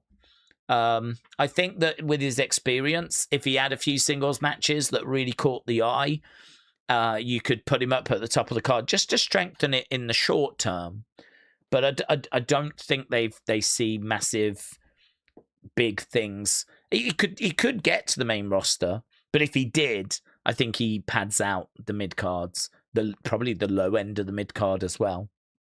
If anything, I could see him being a little bit like Kit Wilson. I could see him being a bit like a mid-carder that's used on a regular basis, but is quite comedic and, you know, it kind of fills that role. I don't think he's going to go up and be Carmelo. I don't think he's like a Carmelo Hayes, you know, winning that mid-card title, getting regular matches. I don't think they're going to use him that way. So, yeah, you can use him at the top of the card of NXT at the moment, as long as his body is able to do it. But I don't think they see those kind of big things for him in the future. He just needs momentum, consistency. I think he can get that in the tag division. And I think his team with Romeo is amazing. That actually might be a better use of him. It's hard, isn't it? Again, it's just speculation. I mean, WWE might feel different, but I think him being in a tag team with Romeo and this team being so good, I mean, they feel like the closest we've got to Fraxium right now. I think that is actually quite a good use for him. I know that the tag division on the main roster is quite cold, but I mean, if you had a few banger teams up there, you could have a real great, you know, division, and you could do some stuff with it as well. So this could be a vehicle that actually works quite well for him, because the good thing about a tag team is that if you're in a tag team and it's all going well and you're getting good TV time, that's great. If it starts to go sour, then hopefully you should be able to break out and then become a single star. I mean, I think that is an option that's still there for Montez. I think that, you know, if he wanted it, they could probably split the Street Profits and he could go off and be a single star. I think he's a very religious man, though, and I don't think he wants to abandon Dawkins. But I think there's been opportunity for him to break away. And I think with Fraxium as well, I mean, Nathan's a hell of a talent. You could see Nathan being US champ. I could. I could see Axiom being used over in AAA and coming over and being used on SmackDown as well. Axiom to me could be like a Dragon Lee. You know, he could be like a Ray Phoenix, kind of crossing over with AAA and crossing over with SmackDown and kind of, you know, carrying a AAA title or, you know, filling out a ladder match. You know, he could be a mid-card champion as well in WWE at some point. I think Nathan strikes me a bit more as being Carmelo. So, I mean, I think there's opportunity there as well. So, being in a tag team isn't like, that's it, you're dead. You know, you're just buried. You're just pushed to the sidelines. You can hopefully get good TV time out of it. And then if it's not working and you're getting frustrated, start planting the seeds to sort of break away and then, you know, start doing solo stuff. So I think it's fine. Listen, I think there's been many opportunities to cut Noam Dar. I think that the fact that he's managed to survive as long as he has is brilliant, because I like him a lot. And I think that he's a great performer.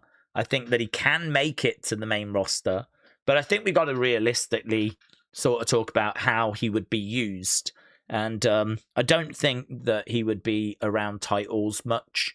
I think he'd be more that sort of Miz, Kit Wilson, kind of comedic type character that probably doesn't feature week in, week out, but, you know, gets matches here and there, gets the odd storyline, and that's where I see him at the moment.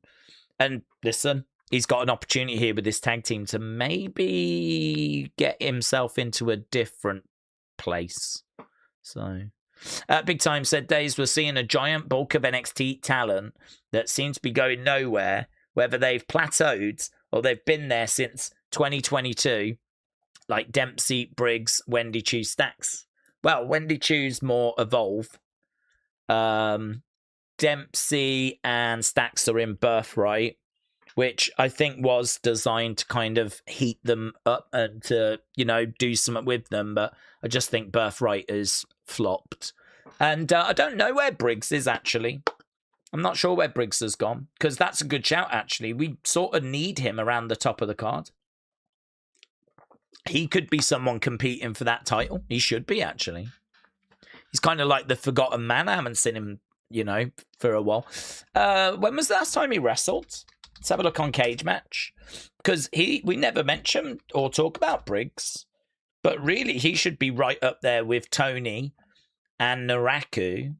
And he should be someone that's, you know, up there. Do you know he's not wrestled since April?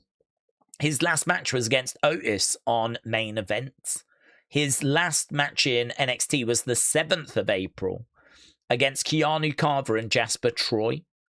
So it was when those three were all kind of battling against each other. So far this year, Josh Briggs has had 4 matches, 3 on NXT and 1 on Main Event, and that's it. So that's why he's not kind of in our minds. We just haven't seen much of him in 2026. Here we are at the end of July, and he's had 4 matches. So I think your Briggs shout is a great shout. I do wonder, as a result, if it's an injury that he's got or something. Because, yeah, when we're talking about needing people for the top end of the card, Josh Briggs, who has been around NXT now for quite a long time. As you say, did you say he's been in since, what, 2022? He is someone that can absolutely... When did he come in? Yeah, he was part of the Breakout tournament in 2021. He was being used on 205 Live for a bit. He was in the Breakout tournament, took on Carmelo Hayes... July of 2021, but yeah, it really his first full year was 2022. Yeah, he's a good shout. He's someone that I'd like to see come back and then get used at the top end of the cards.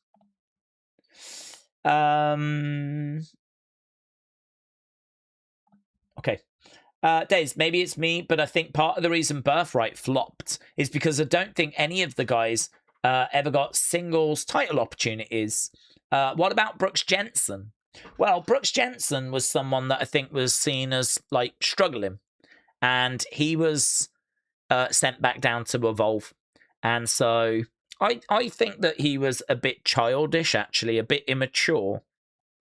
Not in a bad way, just in a... I think he was actually quite young. Just naturally, like, I mean, yeah. Right now he's 24. So he was also in NXT in 2022. So he would have been 20. So, you know, Briggs and Jensen, they were together as a team. Obviously, they had Fallon with them for a time as well. And throughout pretty much all of that time. And I just found him to be a bit like the younger brother. He was a little bit like, he wasn't like his own man, really. And there was a bit of like immaturity. He was a bit lost. He didn't know who he was. And he's kind of gone to Evolve, and I think he's really answered those questions. I think he knows who he is now. He's kind of like this country guy who's from Alabama, Bama, who loves kind of wrestling history. Loves learning from the past. Loves getting in there and just fighting. Just loves getting in there and just working. And, you know, he'll kind of grind through matches. And, you know, I find him actually to be one of the most interesting people in WWE, which is quite a statement, right? But I genuinely do, because he's someone that, for me, loves wrestling. If ever you go on his Twitter account, he's like, this is today's match that I'm watching. And then when that's done, he'll move on to something else. And they're all classics from the territories. They're all like, you know, old wrestling. He really does love like wrestling history. And I think, you know, he's taking from these matches, and he's watching Japanese old school, like all Japan stuff. And you know, he's taking from these matches. He's looking at moves. He's looking at sequences. He's looking at the selling. He's looking at how the matches builds. And he's kind of taking, just even subliminally, that's good. That's nice. I could use this. I mean, if you're a wrestler, you should be watching classic matches just from different countries, different cultures, because there's always things you can learn. There's always things you can take. And there's always things that, you know, you can kind of improve upon yourself. There might be a different way that someone gets into a move or reverses a move that you've not thought about doing that you can sort of bring in. So I think he's a real student. And I think that the reason why I say to me he's one of the most interesting is because of the journey that he's been on, from being what I perceived as being a younger brother, kid type presentation, a bit of immaturity, to now being someone that's in Evolve. Not a good place to be, because there's nowhere else to go to, is there? If you don't make it in Evolve, the next thing is you're out. So this is like the wake-up call. Like, it's really time to work, you know? Otherwise, you're gone. And I do think this is his dream. I think he was born to be a wrestler. So this has to work for him. And so I think it's been really interesting. I wasn't sold on the Alabama Bama thing when he first said it. I was like, oh, I'm not sure about that. But actually, the more he's done it, the more the crowd have got with it, the more I'm like, yeah, okay, good, works. I'm all right with that. And then it's interesting because I'll watch his matches and he's just wrestling. And, you know, you're kind of watching it and it's fine. It's quite hard hitting in places. And, you know, they're battling away and we'll be chatting and we'll look back at it and it'll be like some spots, suplex against the ropes, clothesline, you know, little gesture to the crowds, and we'll go back and it'll be like, yeah, it's fine, whatever. And then you come back to it and it's still going and you're like, God, this is long. And it's still going. Then they're on the outside and they're throwing in, they'll chuck into the ring steps or something. And you're like, oof, that was moody. Back in the ring, whatever. And you might come back to it and then you go back. And before you know it, you're like, they've actually been going for quite a while now, and they are absolutely like throwing bombs at each other now. Like, and before you know it, you're like, I'm actually really into this, you know. Like, they've been fighting for a little bit of time, and I'm really believing that they are both passionately trying to win this thing, and I'm really believing that they are, like, you know, duking this out, trying to find the victory, digging deep. And before you know it, you're in. Do you know what I mean? Bit of time, 8 minutes has gone by, coming up to 10 minutes, whatever. And you're like, no, I'm in here. I'm into this. And you're watching them go back and forth, bang, bang, bang, bang, bang. And you're like, this is good. And then if ever we've scored it, it's always got like a really good score. It seems like you lot have sort of felt the same. His wrestling is a bit deceptive, I find. It's a bit like just pretty standard affair, basics. And then, like, you know, take it, leave it type stuff. But I don't know, eventually the determination, the amount of work that he's putting in shines through. And at the end of it, you find yourself hooked. Respect, honestly, respect. If there's a Brooks Jensen match advertised for Evolve, I'm interested. I feel like it's going to be worth my time. I don't feel like it's, you know, going to be a waste or anything. I feel like it's worth my time. I think it's worth watching. I feel like I see the effort that he's putting in. So I like him. I think he's improved immensely since he's been in Evolve. And I would not be down on him coming back to NXT. I think he could come in and make a splash straight away. I think he could come in and be, you know, a good foil for Miles Bourne, actually. I haven't seen them bring him back yet. At the moment, he's still kind of down in Evolve. The other thing you've got as well, though, is that you've got so many options. There's so many wrestlers. The concern is that, you know, WWE or the people down there will just sort of not see what I see, or not share the same opinion, and just be more excited by someone else, because they're always doing tryouts. They're always looking to bring new faces in. And, you know, there's a clock ticking. Just because I'm excited by him doesn't mean that the NXT coaches are. And, you know, he could just run out of time. Every day that kind of goes by is another day that you're, you know, potentially getting replaced by someone else, because there's always people in the PC that we've yet to see that are working away, that have come from Next in Line, that have come from WWEID, that have come through tryouts or whatever, that are ready to, you know, come up and take spots. So it's hard, man. It's a real fight down there. You need to have everything worked out, don't you? You need to have your character. You need to be able to cut promos. You need to have a connection with the audience. You need the trainers to be believing in you. You need to be showing progress. I mean, really, you need to be ticking those boxes. Otherwise, you ain't getting out of NXT. And we lose a lot of people at the NXT level. I mean, don't forget, whenever there's like big cuts, there's normally a list of names of people we don't really know because we've never seen them that sadly part ways with WWE. So, yeah, not everyone makes it out of NXT. NXT has been the end of the road for many a wrestler over the years. But I like him. I'm a fully signed up member for Brooks Jensen. I like him. Good matches for AAA. Yeah, we got that this weekend. He has grown on me as well, said Chris. His matches are quite old school scraps. And he's still so young. Yeah, 24. I just looked. 24. He is still so young. I agree. I think he's not going to be to everyone. He's not going to be to everyone's taste. But I've always enjoyed watching him in Evolve. Word Live Cena fan said, Daze, we've got Io and Liv and a ladder match for the interim women's championship. Do we think more women's matches could be added for SummerSlam? Well, I'm hoping Bayley Lyra gets added. I do expect something with Fatal Influence. And, I could see Nikki coming back. Paige, Brie, and Summit being along those lines. So, yeah, I think we can certainly get another couple. Tiffany's in the ladder match thing, isn't she? So I don't think she is going to be defending. Soul, I don't know. I think Soul is... I think we've gone too quick with Soul. I've said that a million times. I don't know if giving her a singles match at SummerSlam is the right thing to do.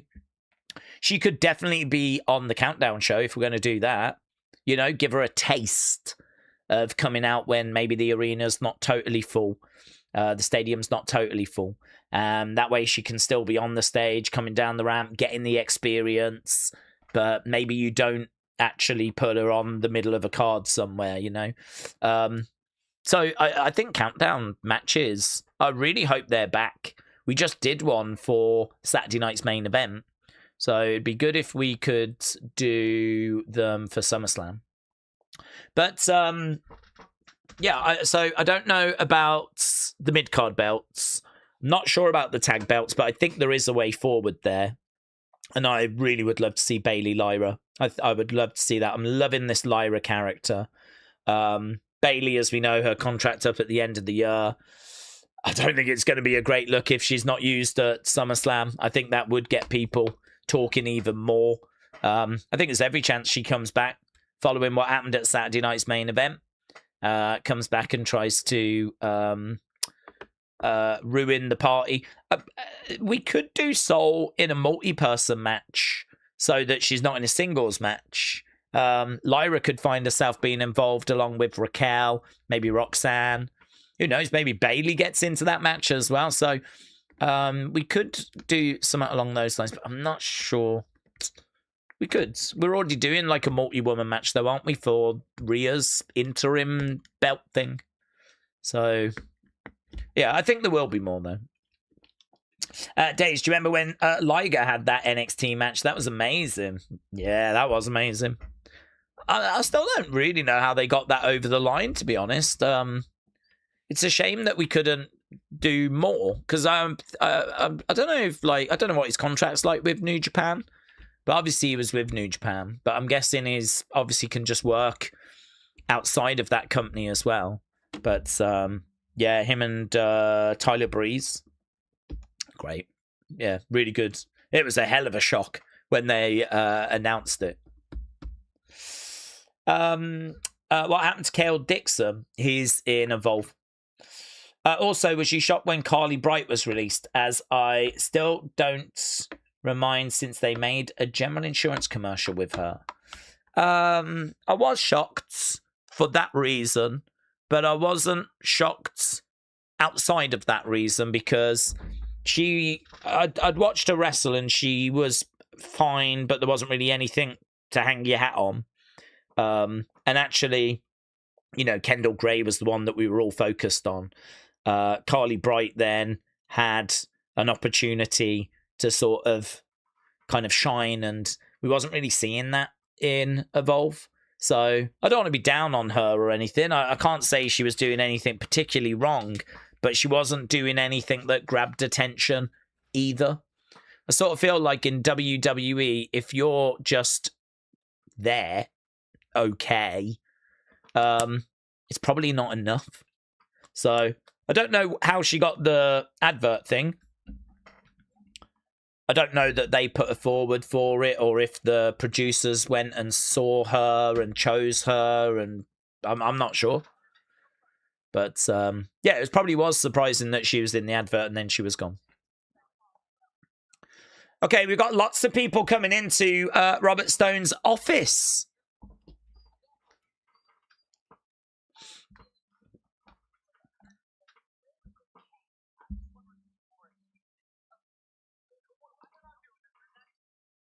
Do you need some, Nattie? Tonight I'm going to end Jaida Parker.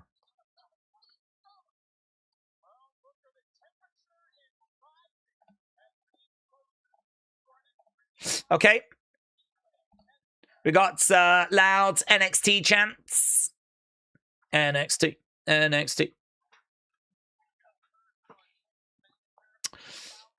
Romeo, Supernova, Grey Graps.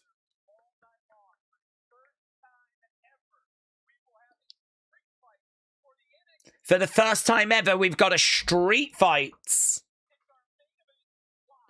for the championship.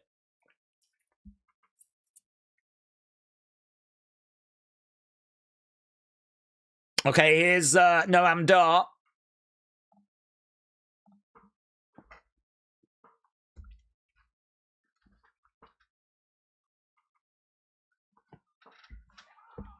Bum, bum.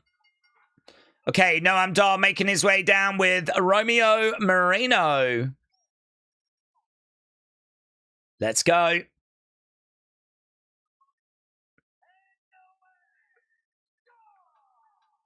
I do like these two. This isn't a tag match, though. This is going to be a 6-person match.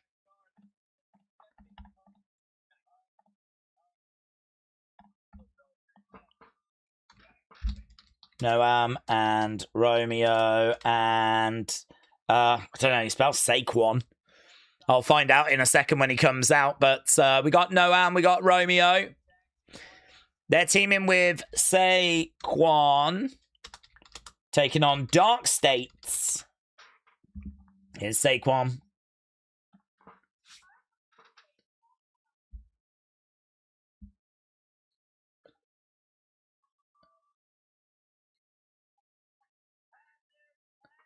The music's a bit rubbish, isn't it? It's very flat. I like the bit at the start where there's the girl that goes, I want to see Saquon. I don't mind that. I think when that hits at the start, it's quite good. But it's just the music that follows is so flat. It's like a bed that you would like talk over the top of.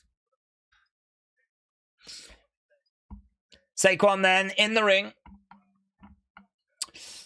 I want them to be NXT Tag Champs so bad this year, said Alex. James said street fights are boring in WWE. They never go to the streets. That's a good point. AB said first ever street fight tonight. Let's go.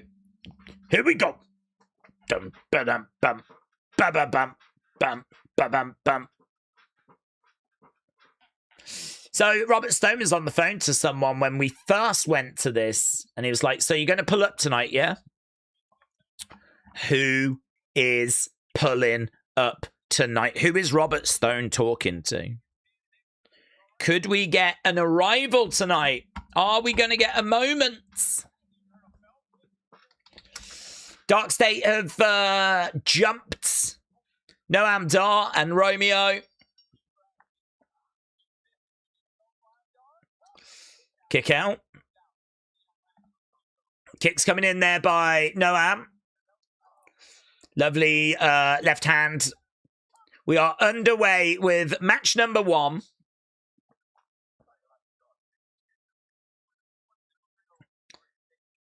Knee coming into the midsection. Noam going over to Saquon. Saquon getting in the ring. Osiris is coming in.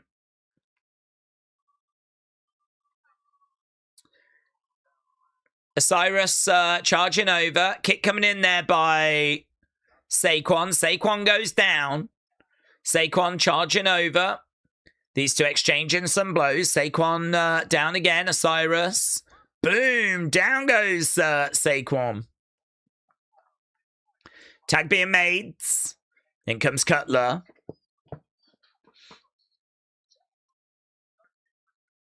Saquon. Saquon.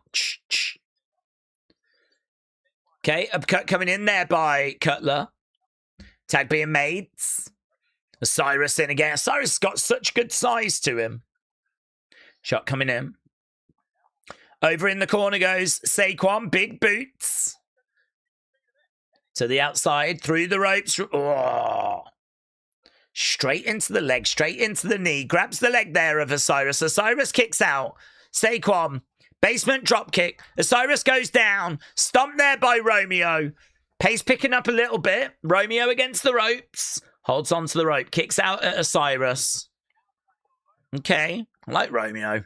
Romeo gets caught. Lands on his feet. Back against the rope. Back slap tag there by Noam. Back elbow. Lovely work here. Great work. By Noam and Romeo. Romeo to the outside. Both on the edge of the ring. Kicking out there at Darkstate. All members of Darkstate are down. Saquon's coming over. That felt like it was a commercial break spot. But Saquon's come over. He's telling them to drive Dion through this commentary table. Oh, Osiris comes round. Cutler comes round. Saquon is on the commentary table. They deal with him. Chuck him into the edge of the ring. Darkstate are back now. Jeez Louise. Jared said, I still think JC is going to find a way into that ladder match. Well, she could do... I don't know. I don't know if they haven't got anything else planned for her. If they want to do a 6-person tag involving her, then that would explain why they didn't use her in that ladder match. So she could, or they might have something else planned. I think she'll find a way onto that SummerSlam card. I certainly hope she does. I think she's been great since she's come up. Noam over in the corner. I'm surprised they went with the Danhausen Dominic match as a straight-up singles. I figured after Joe had intervened that it would be a tag match, said Robbie. That makes sense. Alex said it would be funny if it was Takahashi on the phone, just simply for the way Stone delivered the lines. It sounded super animated, said Alex. Well, listen, I'll take it. I'll take it. Over in the corner, Dion driving his shoulder in the midsection.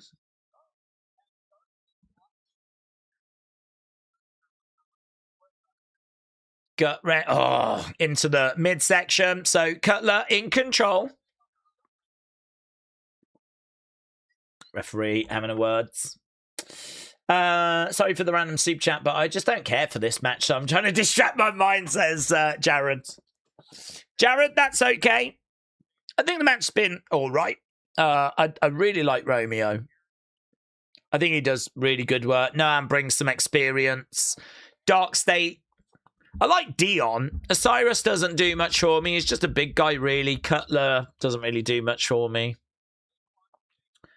But, I don't know. It's been all right. The most recent NXT release that surprised me was Duke Hudson, Tyra May Steele, Wesley, High Rise, Dijak, Mustafa Ali. Do any of the releases or anything else shock you? Tyra May Steele shocked me.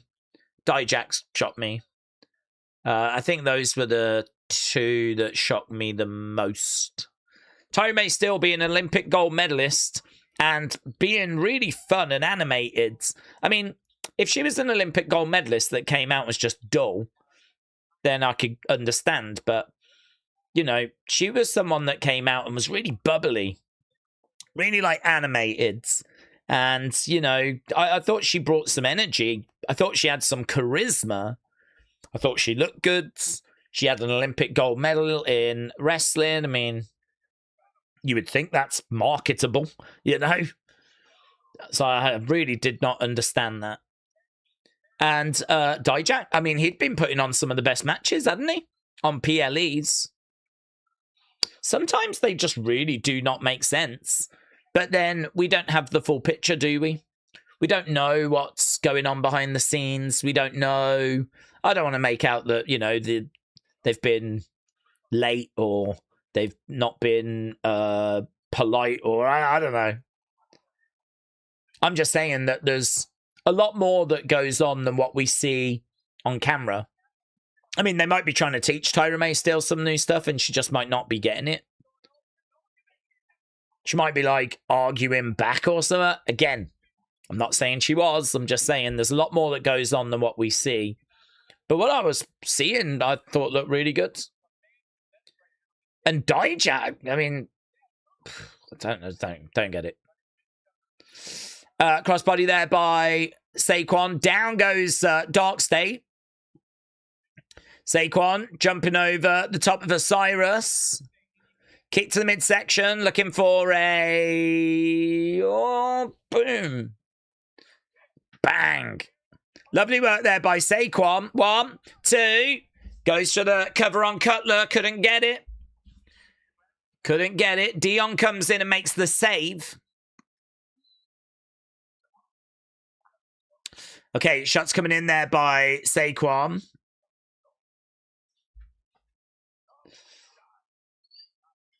Right now, we got Cutler in the corner. Saquon going up. Bang! Cutler with a backbreaker.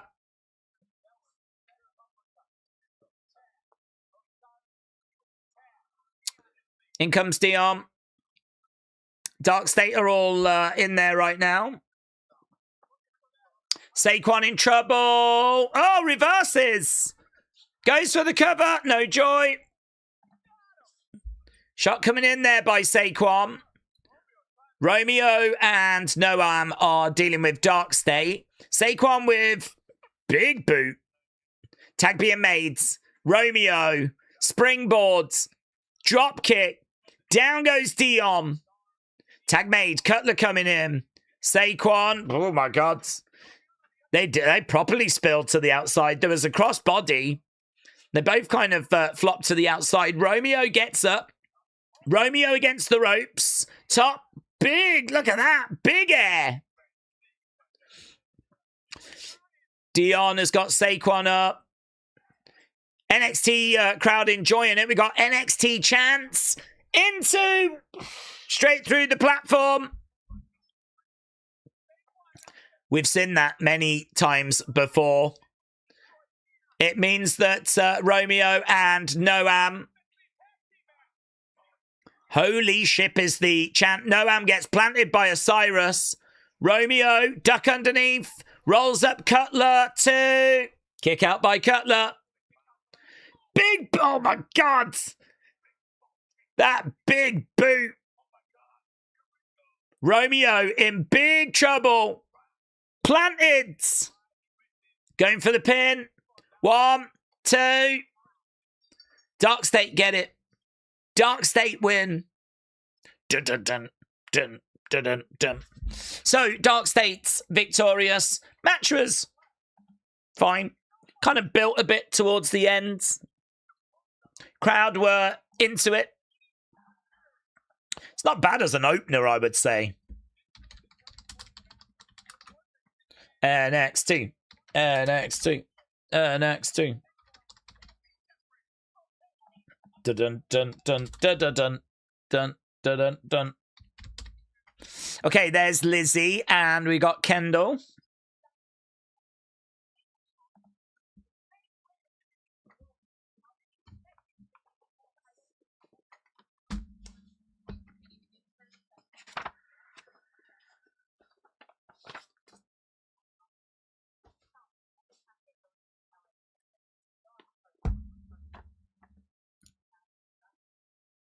Okay, we got Skylar, Thea, Lizzie.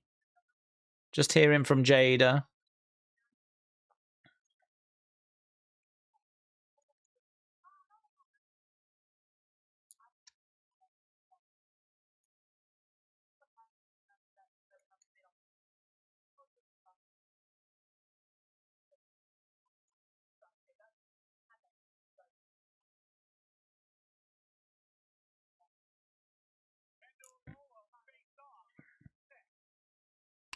Kendall, Lola, face to face next.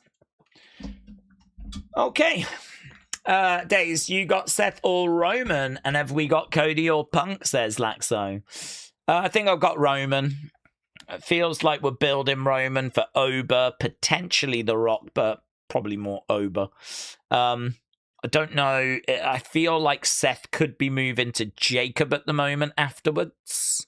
So there was a little thing, wasn't there? I mean, could be that we go Seth. Could be misdirection. Could be that Roman just goes away for a while. But I think Roman retaining is probably favourite with the bookies. So I'm leaning Roman.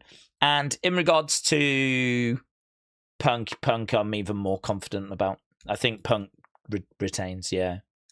I mean, we've done Cody a few times, obviously, this year and whatever. So I think Punk retains. Cody maybe moves to a Randy feud. William, hello. We are getting close to October.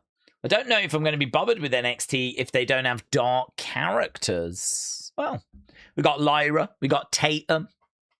We've got a few dark characters around. Not loads, though, I would say, but we got some.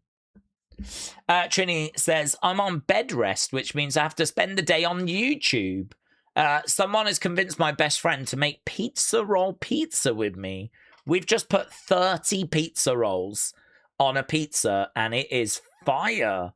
You've put 30 pizza rolls on a pizza roll pizza. I've never heard of such a thing. To be honest, I mean, I'm sure I must have had pizza rolls before as well, but I don't even remember having pizza rolls. I'm just looking at pizza rolls now. These look nice, mate. They come in different... I sort of think I might have had these at like a buffet. I don't think I've ever had them, though. Look at them. These look nice. I think you've made me want pizza rolls now, to be honest. Look at them. Stuffed pizza rolls. Jesus. Yeah. Not something that I can say I've ever really had. I do feel like I've had those ones in like a buffet. I've never had these like dough ball type ones. Nice. What, you put 30 of these on a pizza? You have to let us know how it goes. I've never heard of such madness. But it sounds like a great idea, to be honest. It's a trend. We found it on YouTube. You put pizza stuffed... Okay, you put pizza, pepperoni stuffed pizza rolls on a pepperoni pizza, and then you bake it. It's like pizza inception. It's delicious. I swear to God. I believe you. Legit, I believe you. So, pizza, pepperoni pizza rolls on a pepperoni pizza, and you just cook it all together, and it's a taste sensation. Let's go. You might have inspired some other community members to give it a go. You might have inspired me to give it a go, to be honest. That's how good that match was. We're talking about pizza, says Jared. Okay, advert for Unreal. It does deal in John. John obviously was standing by the decision to tap.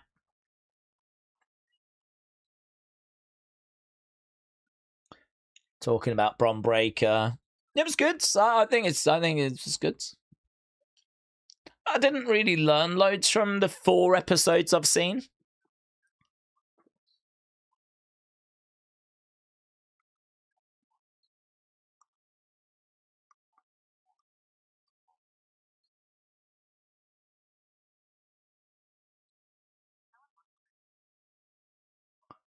No one walks away unscathed. Red Breed said, you just take a whole bag of pizza rolls and put it on a frozen pizza. That seems like the gist.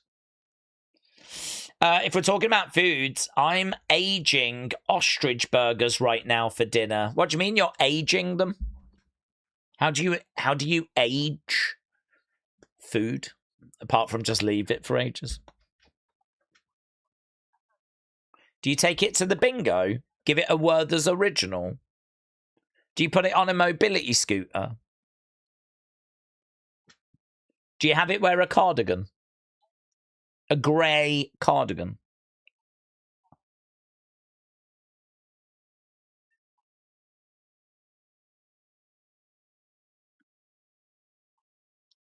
Long Unreal advert, isn't it? Drixby, Tribal Chief, shout out to you, buds. Okay, here we go. We're back. And we're back with Kendall Gray.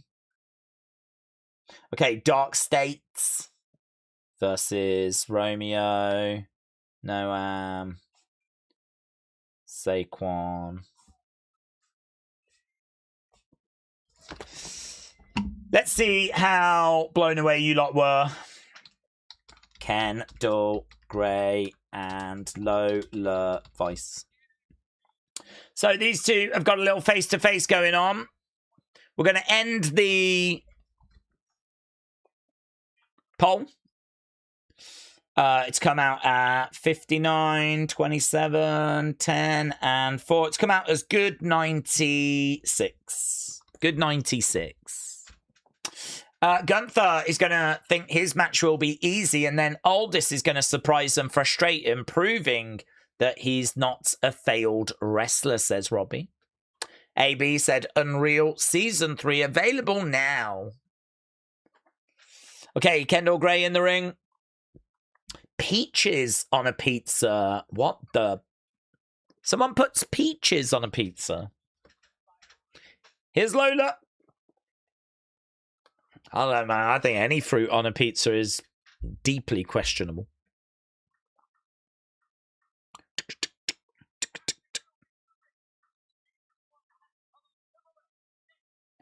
It's a slightly different look for Lola, isn't it? Is this more casual Lola?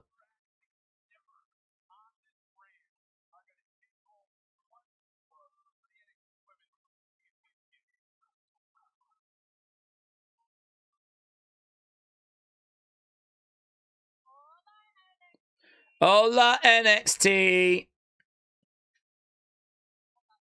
Hola Kendall. Hola Lola. Hola Lola.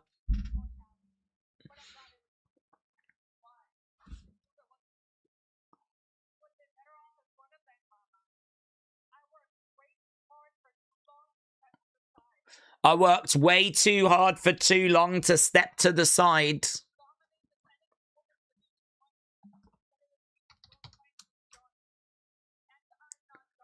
I'm not done yet.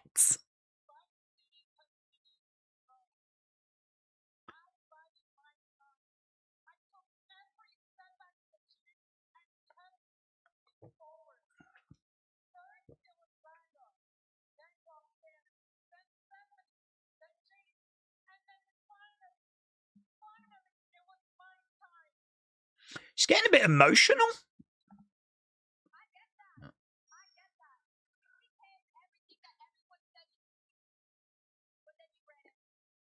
You became everything everyone said you could be, but then you ran into me.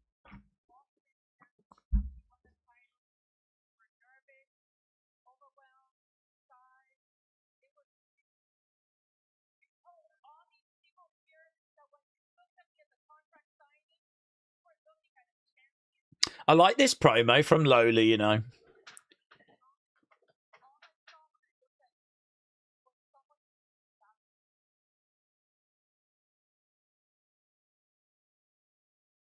She said that when she looked at Kendall, she saw someone that needed validation.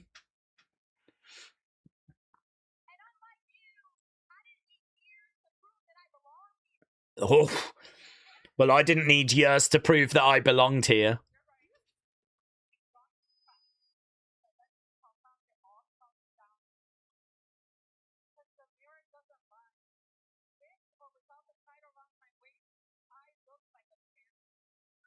With or without the title, I look like a champion, says Lola.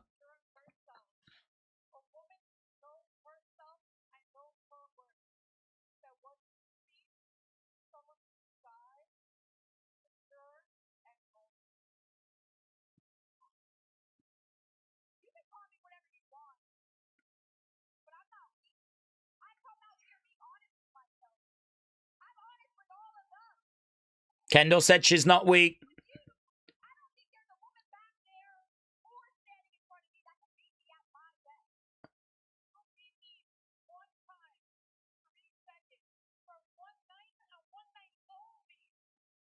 This is good. I'm finding it very engaging.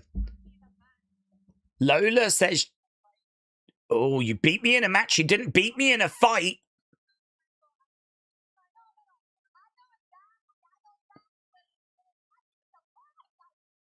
Is this going to be underground or a street fight?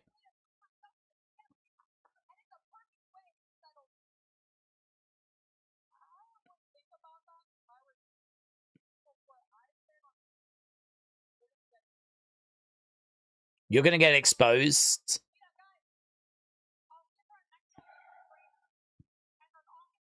August 4th. Underground. Lola Kendall, NXT Underground.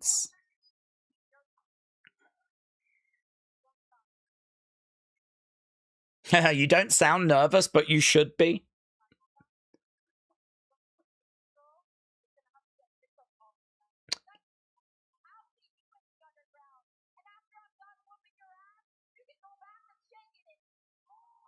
Once I'm done whooping your ass, you can go back to shaking it. This was a brilliant promo exchange. Brilliant. Kendall didn't miss a beat with her responses. Didn't miss a beat. No stumbling. Good delivery.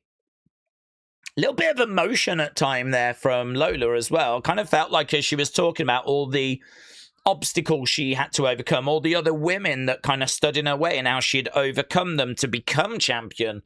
Kind of sensed a little bit of emotion there. It's obviously good and bad because you feel like you're watching something of substance, but equally it's obviously not ideal if she's not in control of her emotions. But it was good. Overall, it was good. Might as well rate it, actually. See what you lot thought about it as a promo exchange. Do you share my enthusiasm? Or was you not really feeling it? Okay, we're just seeing a video package for Tony and Naraku as we're heading towards that street fight. I'd imagine that'll be our main event tonight. Brooklyn said, I agree. She was on her toes with her responses. Giving Lola her first loss in the underground against Kendall, is that a good idea? To be honest with you, I see NXT as being different to the main roster. I sort of feel like when you go to the main roster, you sort of learn lessons, you make improvements when you're in NXT, but when you get to the main roster, you sort of start again.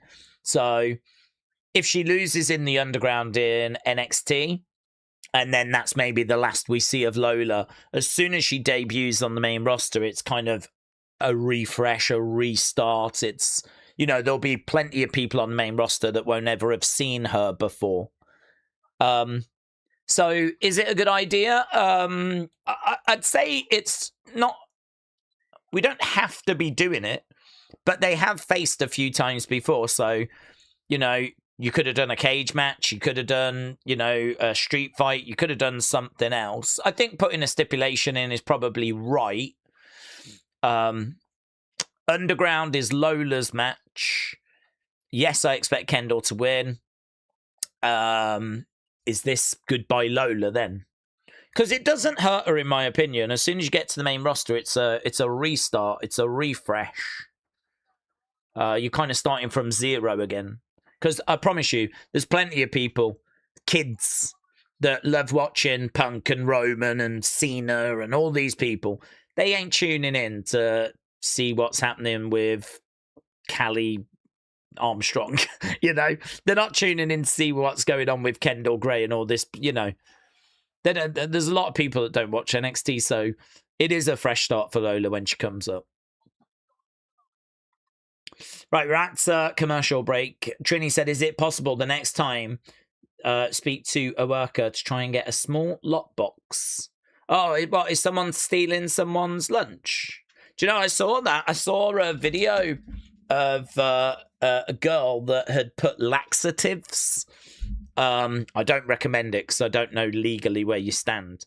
But she'd put laxatives in her lunch.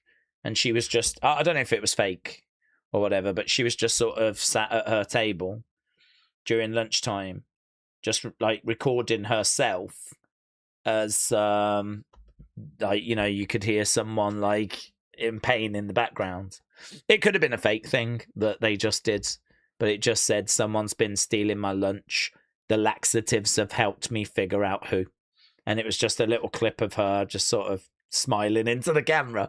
Again, legally, I don't know. I mean, they've stolen your lunch, haven't they? But equally, if you was to put poison in your lunch and someone else ate it, would you get done for manslaughter? I don't think you'd get done for murder or anything. I think then it all starts to get grey, wouldn't it? It becomes a grey area. It's your lunch. They shouldn't have eaten it. If it was all labelled up as yours, then I don't know. That's interesting, isn't it? We used to do that, the laxative thing, when I was in high school, said Shining Wizards. Well, yeah, but I'm guessing, what did you do? Put it in other people's lunches? I mean, that's definitely wrong. There's no grey areas there. That's definitely wrong. Kids. I wouldn't even have known where to have got laxatives from when I was at secondary school, to be honest. So, to be honest, I never really went to the canteen. As soon as it was lunchtime, we would run down to the field to grab a football and just start playing football for an hour. And, you know, some people would go to the ice cream van. There was an ice cream van in the playgrounds. He was always allowed to come in and, you know, he made a crazy amount of money. Kids just buying like ice cream, spending the money they should have been spending on pizza or whatever, proper lunch, just spending it instead on ice creams. I always remember, you know, there was this shell ice cream. It was a wafer in the shape of a shell, and the ice cream man would load up ice cream into it. He'd get like nuts, and he'd get like chocolate sauce or whatever sauce you wanted, a strawberry sauce, chocolate sauce, whatever. Put like a flake in there as well. It was £1.50. God only knows how much that would cost now. I wouldn't be shocked if it was £7.50 now, right? But back in the day, it was £1.50, and it was like this big, because you had the shell, you had the ice cream and everything. And like, if someone bought it, it was like, whoa, big spender, you know? Wow, you've gone big today. Going for that. It was like, you know, people didn't really get them that often. Yeah, I remember seeing this one person get it, and they had it, and they turned around, knocked into someone, dropped it. Oh, bad. That's bad. That's bad. I still feel sorry for him, actually. That was it. I mean, that'd be it. That'd be all your lunch money spent on that one thing. You probably would be thinking, I'm going to go for the shell ice cream today. and then flipping turn around, bump into someone, and you drop it on the floor, mate. I'm not sure there's anything crueler in life than that. I don't care if you're a wrestler and you're sat in catering for months on end. It's still not as cruel as dropping a shell ice cream at secondary school. Keanu going against the ropes. Hank, bang. AB said strawberry crunch bars were always the goats. You got lunch for an hour. We're lucky to get 25 minutes. Oh, yeah, we had an hour's lunch. I think it was like 12 till 1. We got an hour's lunch. You would do, you'd get in for 8:45. You'd have a 15-minute register. Then your first lesson would be at 9. Second lesson at 10. Third lesson at 11. Hours lunch. Then you'd do 1 till 2. 2 till 3. And then I can't remember what you did then. I think there might have been a break in there somewhere as well, because we were done at 3:30. So we always had 5 lessons a day, and you always had an hour's lunch, and there always was you had to go be there for the registry thing. In the corner goes Hank. I think we might have had like 30 minutes or 20 minutes. Really? Blimey hell. Yeah, no, we had an hour, and we just used to play football for an hour. Loved it. Elbow drop. And again. Perhaps you ended earlier or started later than us, though. I don't know. It was kind of like just before 9 till 3:30. I don't know what it is now. I couldn't tell you what it is now, but used to have to be there for like 8:45, and we were done by 3:30. Shots coming in, and if you was in year 11, the final year, they used to allow you to leave the premises. That was something you look forward to. I can't wait till I'm in year 11. You could leave school for lunch. Bang. Daze, I loved Reese's peanut butter sundaes with Cool Whip, says Jamie. Not something I've ever had, to be honest. El Sausage Rollador said, I remember when I worked in an ice cream van, and I used to sell ice creams at schools. Might have been you. Perhaps you was the person at my school. Okay, we got Tank on the outside trying to offer some words of encouragement here to... Oh, Keanu grabs him, though. Hurls him into the ring steps. So, Tank goes down. Hank goes suicide dive. Yeah, people enjoyed the promo. Great 66 for the promo.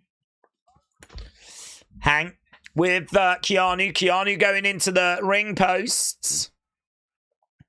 Keanu back in the ring. Hank is in there. Duck underneath over the other sides. Down goes Keanu. Tank all fired up. Banging away. Hank climbing up. Daze, I've sent you over a version of the tier list that you can edit for a video. Thank you, Andy. Andy, who did you meet? I'm sure you've said, but I missed it again. Bang! Down goes Hank. Keanu standing over. What was the worst thing about school you remember, said Dean. Worst? Oh, Keanu gets the win. Worst thing about school.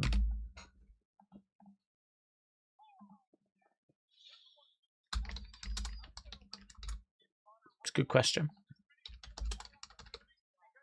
Kicks coming in by Keanu. I think the worst thing about school was not knowing what I wanted to be when I was older. So it meant that I had absolutely no idea what lessons I should be caring about. I mean, really, you should care about all of them, but I just didn't know what I wanted to do. I didn't know what I needed to take as my options. I didn't know. I think I was really lost at school. I think that was the problem. EK Prosper stomping down on Keanu Carver. Yeah, I mean, I wasn't like... I mean, I had some run-ins with some people, but I wouldn't say I was, like, badly bullied or anything like this. I had a few people that, like, you know, picked on me a bit. I think everyone does. I think you've done really well if you've got through school and not had anything like that. EK Prosper coming through the crowds and helping to deal with Keanu. So I didn't have any issues in regards to like really badly being bullied or being ignored or not having friends or anything. I think I just wish I knew what I wanted to be when I was older. I think if I knew that, I could have really put some work into some stuff, you know.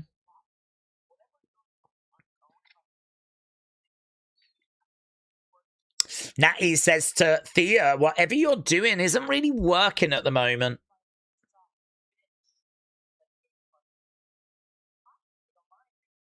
I don't mind Jaida, says Thea, but it's you I don't like.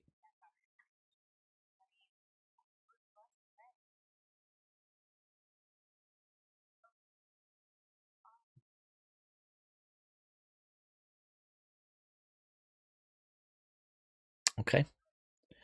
As we go to commercial break. Why wouldn't I? You've got me thinking about schoolgirl outfits, says King Yeti. Rob said, I got kicked out of school for 30 days. I got in some school suspensions and I got some out of school suspensions.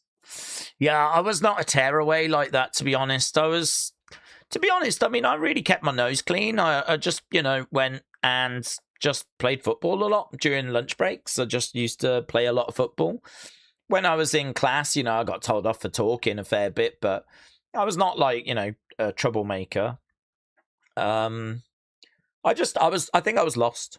I've said it so many times over the years. If there's one piece of advice I'd give to like a young kid or someone watching that's still at school, or, you know, the piece of advice I'd give is, you know, try and think about what you want to be when you're older, because I think secondary school can be fun and, you know, you can make friends and you can play sports and hang out and, you know, it's fun. But the thing is, when you get to the end of like secondary school, that's when you have your big exams, and you obviously need to get good results in those so that you can then go to college and pursue what you want to be. But I had absolutely zero idea what I wanted to be. Zero. So, I mean, I just took the lessons for my tests that I was most interested in. And I thought, well, hopefully the rest will work itself out. And to be honest with you, it never did. I mean, it never did. I went to college and I did like drama, theatre studies, things like that, because I was interested in those things. But I mean, I didn't do anything with that stuff. I just ended up in retail, which I loved. So I was very fortunate. And then on the side, I started this channel just as a side thing. And, you know, this gained a bit of traction and it got to the point where it's like, you got to choose one or the other, really.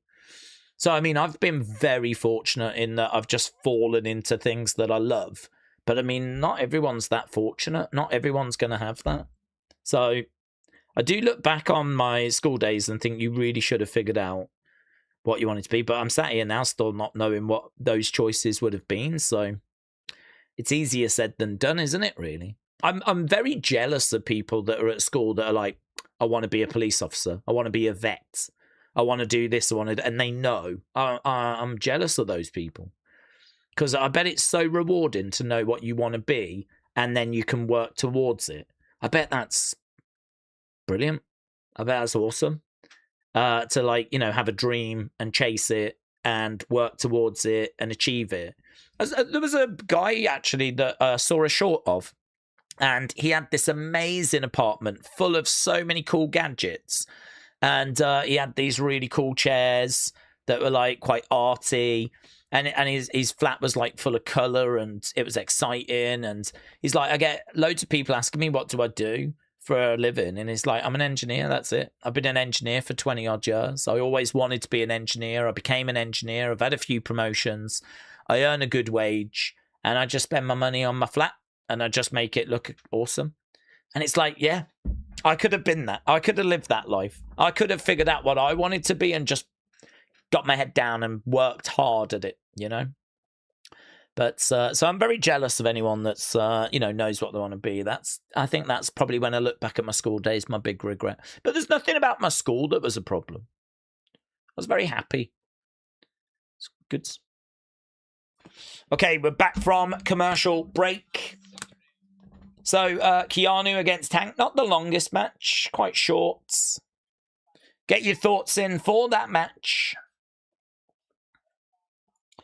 At the moment, it seems to be the promo segment that you lot have enjoyed the most. We're 46 minutes into this week's episode of NXT. We've obviously got that big championship match coming up, which we're excited about.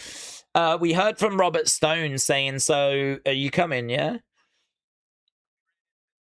I don't know what the payoff of that is going to be. Oh, hello, Shiloh? Bumping into Danhausen.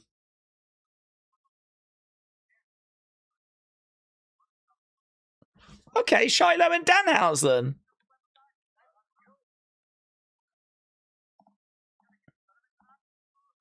Are you here to be experimented on?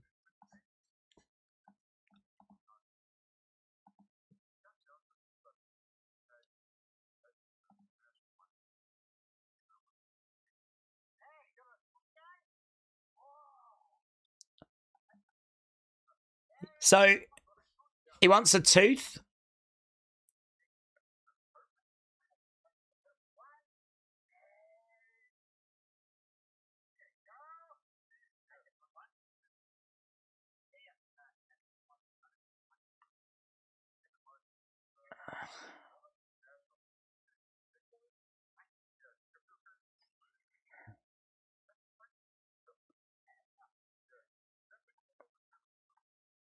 It's definitely stolen.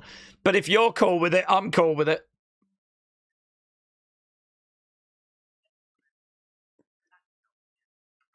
I hope that wasn't the cursed tooth. It could be quite bad for everyone. Not me, though, so who cares? That was all right from Danhausen, actually. I do find Danhausen can be a little hit and miss at times with the comedy. Comedy's obviously subjective. It's not always going to hit, you know. Same was true with, many of the other comedic characters didn't always hit. I thought that was pretty fun. I did like Shiloh going, do you take cryptocurrency? It's stolen, but if you're good with it, I'm good with it. I don't mind that as a crossover. Fun. Jaida Parker has come down, and talking of main roster talent, she's going to be in action against Nattie right now. Obviously, these two have been feuding for a little while. Jaida Parker, Natalya, the low-key legend. Benito said, is it a bird? Is it a plane? No, it's going to be an imminent status report from Carmen Live. I think we've still got a little bit of time. Carmen doesn't join us till like half an hour before the end. So I think we've still got 40 minutes or so until we get an update from the old CL. Here's Nattie then. Is this a stable now? Said Alex. Well, it's a tricky one, to be honest, because I mean, yeah, it seems like they're kind of hanging around each other, but like Carmen's in that AAA group, and we don't seem to be acknowledging that much at all in NXT. Takedown. So yeah, and again, how long is Nattie actually going to be in NXT for? So it's hard to know what the long-term prospect is for this group. Roll up one. Just a one count. Okay, Keanu against Hank. We had about 100 votes. You lot scored it. Good 97. So you went down on it. I like Keanu Carver. I think it's good talent. Nice headlock takeover there by Nattie, who gets back up to her feet. Jaida. Middle of the ring. Nattie sucks chance. Nattie sucks. Jaida, middle of the ring, going against the ropes. Shoulder tackle. Nattie goes down. Nattie's over against the ropes. Jaida comes over.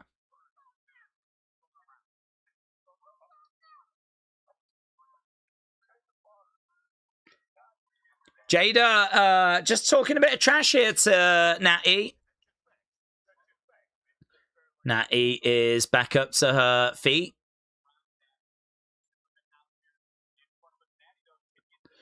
Kick coming in there by Nattie. She's round the back. She's trying to get Jaida down. She manages to get Jaida down to her knees. Got some Jaida chants. Jaida with Nattie. Back on the feet, working on the arm. Wrenching that arm. There's way too much Danhausen in the past month. We're getting Danhausen segments and matches every week. We should only see him no more than twice a month in small doses, says WrestleRants. Can't believe I saw Danhausen in my city last year. I know he's like the biggest star in WWE. It's crazy that he and Hornswoggle were tag partners, says Rare Breeds. Phone guy, hello. Hope you're doing well. Carmen being in a AAA faction and in NXT with Nattie is a bit strange. When you said Carmen, I thought you meant Carmen Live. I was like, what? Carmen Live is in a AAA faction. Bang! High step. Bang, bang, bang. Nice. Love it. Jaida against the ropes. She comes crashing down on Nattie. Nattie goes to the outside to regroup. She's out there with Carmen and Nikita. Down goes Carmen. Chop block by Nattie. Jaida goes down, and this group is standing all around her. Looks a bit weird, doesn't it? They're just sort of like standing around her, and Nattie sort of smiles to the camera. And Jada's just there going, you know, like Peter Griffin did when he hurt himself, and he was like, oh.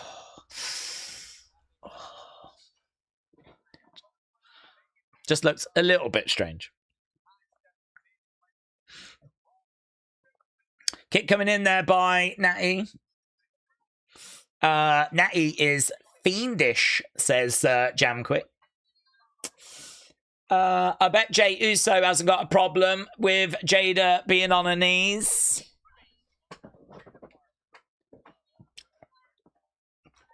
Cannot comment.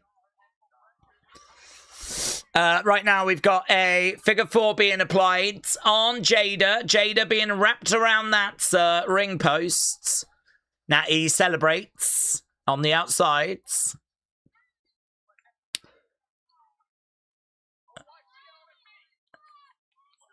Did she go over to Vic and say, kiss my ass? Shot coming in there to Jaida.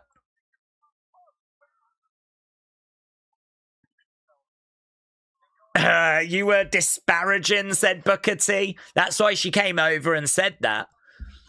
Vic's like, you can't even spell disparaging.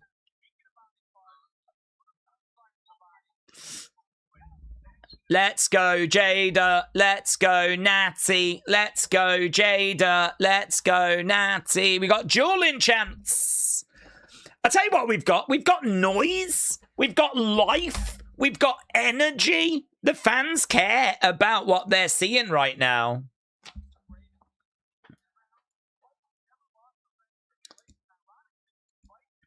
Right now, Jaida down.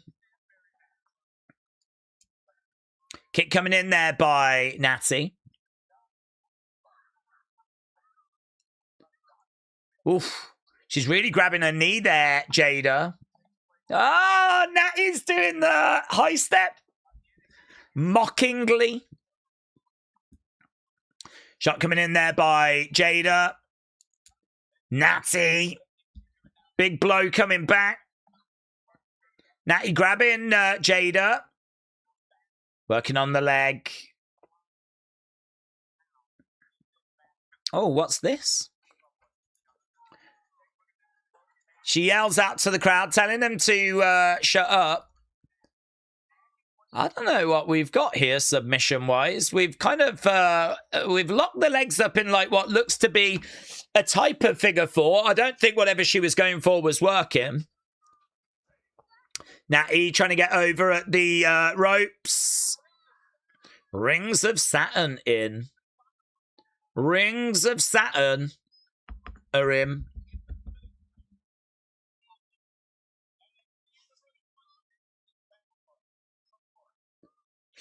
Does anyone have a favorite match in wrestling history, says Dean. There you go. If you've got a favorite match, let Dean know. Okay, I think we're back from commercial break right now. Oof. Nattie going for the cover on Jaida. Jaida gets her shoulder up. Jaida looking over at Nattie. Jaida kicks out at Nattie. Jaida is over in the corner. Nattie coming in. She gets put on the outsides. Nattie grabbing Jada's hair, knee to the midsection. She's got dragon screw on the leg of Jaida. Jaida goes down.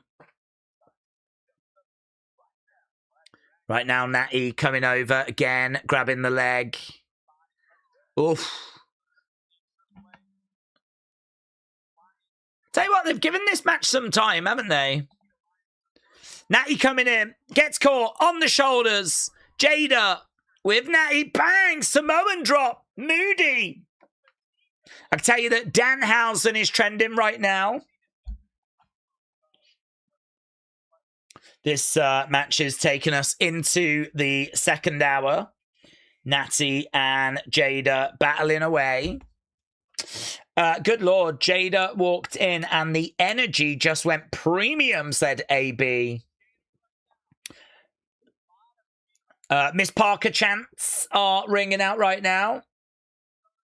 Another forearm shot coming in. Another shot there by Jaida. Both of these women in the middle of the ring exchanging blows. This is match number 3. And it's been pretty fun, to be honest with you. Oh, no joy. Nattie trying to reverse. No. Oh!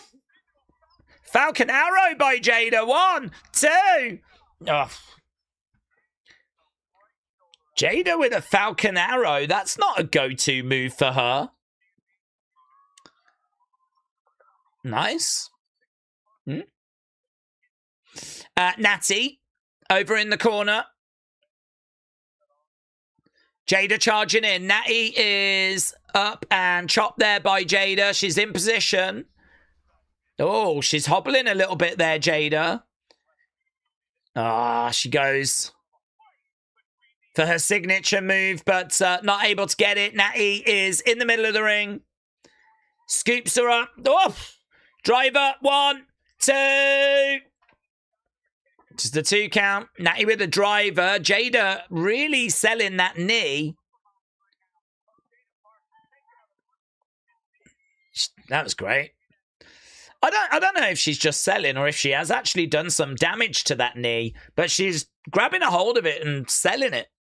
Kicks coming in there by Nattie. Nattie now looking for a sharpshooter. Turning her over. Jaida in a bit of trouble right now. She's in a bit of trouble. Nattie with the sharpshooter in. Jaida trying to get over to the ropes. Crawling away over. She kind of manages to get to the outsides. It is one way to do it. She didn't get to the rope. She actually even crawled all the way out. Nattie Nattie just went knee first into the ring steps and her knee was bent at the time. Ooh, that did look moody, you know. That did look moody. These girls are desperately trying to trash their knees. Desperate. Neither is wearing knee pads. Chop block. Nattie goes down. Jaida goes back to grabbing her knee. Yeah. Oh, stump coming in there by Jaida. Step through. She's going to go for the sharpshooter is in by Jaida. Jaida has got the sharpshooter on Nattie. Oh, look at this. There's no way Nattie's going to tap, says Vic, but I'm not so sure. She gets trapped. Oh, we got the towel. Where's Andy? He loves a good towel being thrown in. We got Nikita on the outside. Look, Nattie in pain. Nattie is shocked. The towel's in. The towel's thrown in. Oh, my God. Nattie didn't tap. The towel was thrown in, but we never saw who threw it. Who threw it? Was it Nikita or was it Carmen? Who? Or was it Thea? It was Thea! Thea threw it in. Well, does that count? Does that count? Is Thea allowed to do it? Did the cameraman just fall over as well?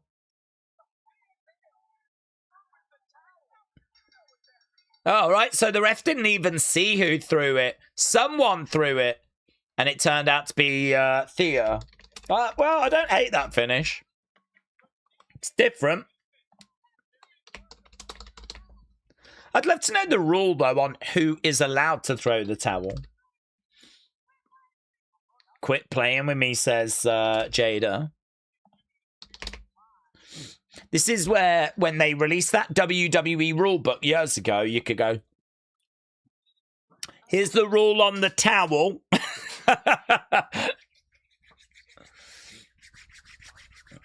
Only previously identified associates of either competitor are allowed to throw the towel in to signify the end of a contest. There you go. That's what the rule says. I don't know the actual rule because I don't know if it's ever been made public. It's a Helen Hart tribute, says Andy. I knew you'd love it, Andy. I knew you'd love it. Gone but not forgotten.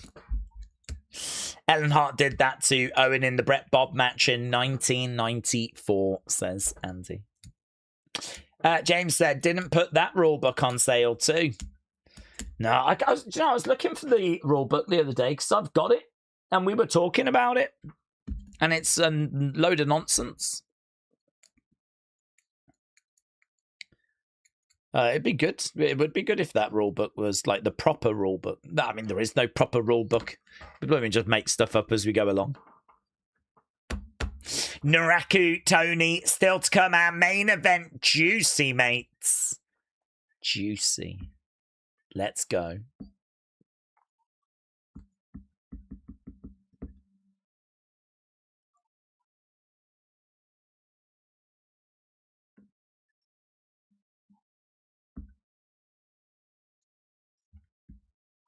Dave Meltzer was trending. I just had a look to see why.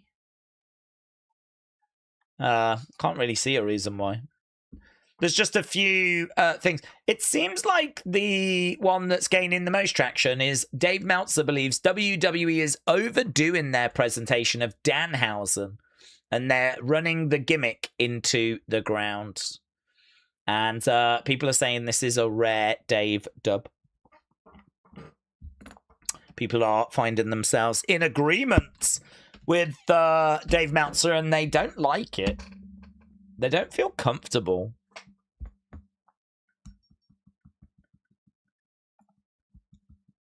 Dave Meltzer thinks WWE could bring Vince back on a limited on-camera role following the recent developments in the Janelle Grant lawsuit. Once the court, as is well known, has approved the dismissal of the lawsuit, Janelle Grant will no longer have an opportunity to file another public lawsuit regarding her specific claims. So, I mean, it is going into arbitration, which means all the stuff happening with it goes behind like closed doors. So there isn't expected to be any more dirty laundry that gets aired, you know. So it is the best, well, one of the best outcomes for Vince. It all going sort of behind closed doors and getting settled, and not all being dragged back out in public again. So I don't know. I don't know what this would mean for Vince. I mean, I think it's increasing the chances of him going into the Hall of Fame, but I don't think he's ever wanted to go in the Hall of Fame. I don't think he's ever. So I don't know. I could see him going in after his past, to be honest. Him coming back? I don't know. Most of the fans are still into Danhausen, but those airing out opinions on social media often think they're the majority, just like with Jay, says Empower Warren. They can bring him back now, said Tribal List. Daze, making up rules as you go along. That sounds like FIFA. Let's go. Niko Vance. Yeah, he's up next. Naraku has been so boring since he's arrived. He hasn't done anything of note that makes me want to see him anymore, says Wrestle Rants. Alex said, I forgot this match was happening. Yeah, it is our next match. It's going to be Niko taking on Shawn Spears. Thea Hale threw in the towel like a final chapter slammed shut in front of everyone. Well, I'm not sure it's the final chapter. It feels like it brings her into this story. So it could be the beginning. Daze, if you look at your DMs, I've sent you a version of the tier list so you can fill one out for a video. Yeah, Andy, thank you. Andy, did you answer my question of who you met, though? Because, again, I did not see that. If you went over to Fanatics Fest, who did you meet? What was the vibe like? Was there any good exhibitions? What did you do in New York? I'm guessing you didn't go into any football. But I'm guessing New York is bouncing at the moment. I'm guessing it's like really fun. I mean, the World Cup final was the very next day, so there must have been loads of Spanish and Argentina fans around.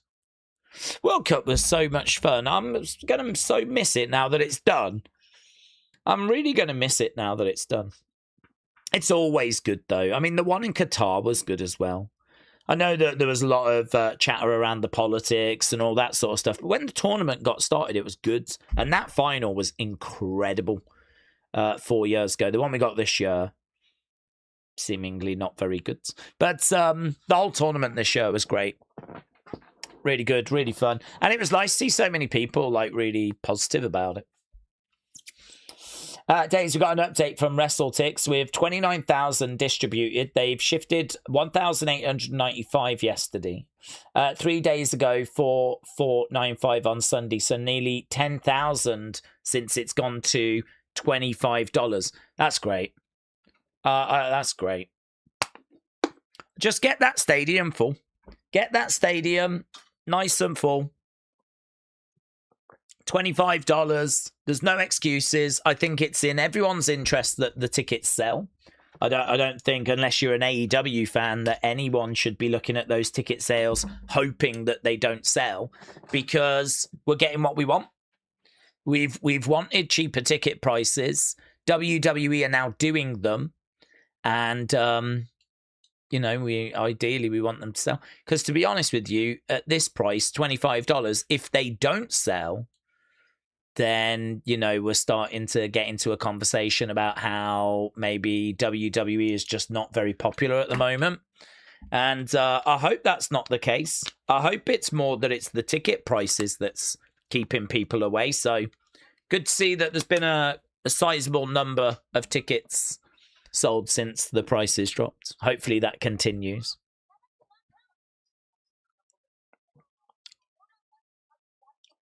Okay, Kalani's showing Robert Stone a replay of a match from, I think, was this last week? The Triple Threat.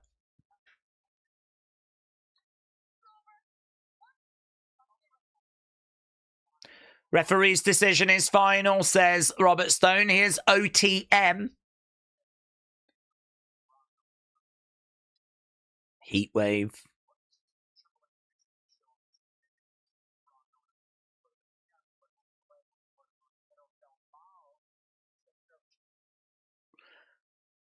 We got to figure out what show you're going to do, because AAA and NXT have got a show on the same day.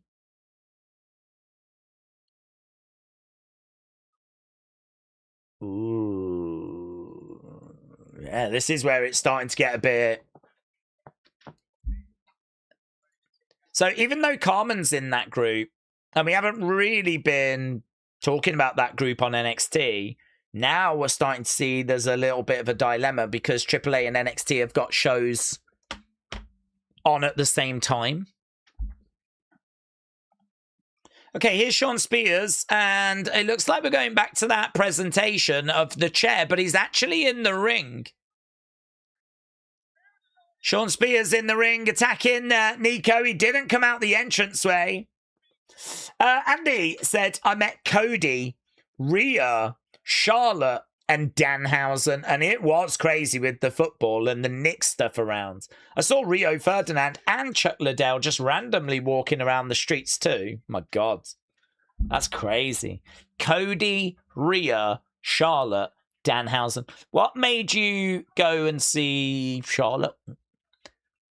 Cody is arguably the big star right now. I understand that. Rhea, probably the biggest female right now. Danhausen, one of the most popular. Charlotte sticks out as being, I mean, she's a legend.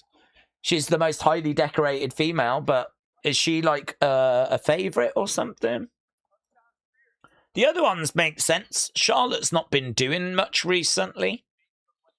So that's the one that sort of stands out a little bit. But it makes sense if you're a fan because, well, she's done a lot in the history of wrestling. She's a legend. I know there's a lot of people that can be down on Charlotte. I don't share that. I think she's great. Right, where's the poll as well? 43. I met Charlotte with Wrestle with Scarlett. That's her fave. Okay. I'll send the photos over. Andy, shout out to you, buds. Yeah, I like Charlotte. I rate Charlotte a lot. Okay, very close between good and great. But it is great that just edges the Nattie Jaida match. So that actually comes out as great 53. Great 53. Sunny, hello, said, how does the title Poetic Fortuity sound for the fourth book?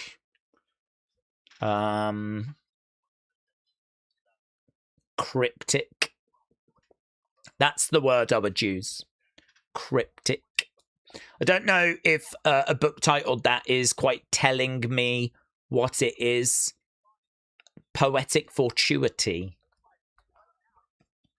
I mean, it's going to be poems. And is it going to be poems about fortune?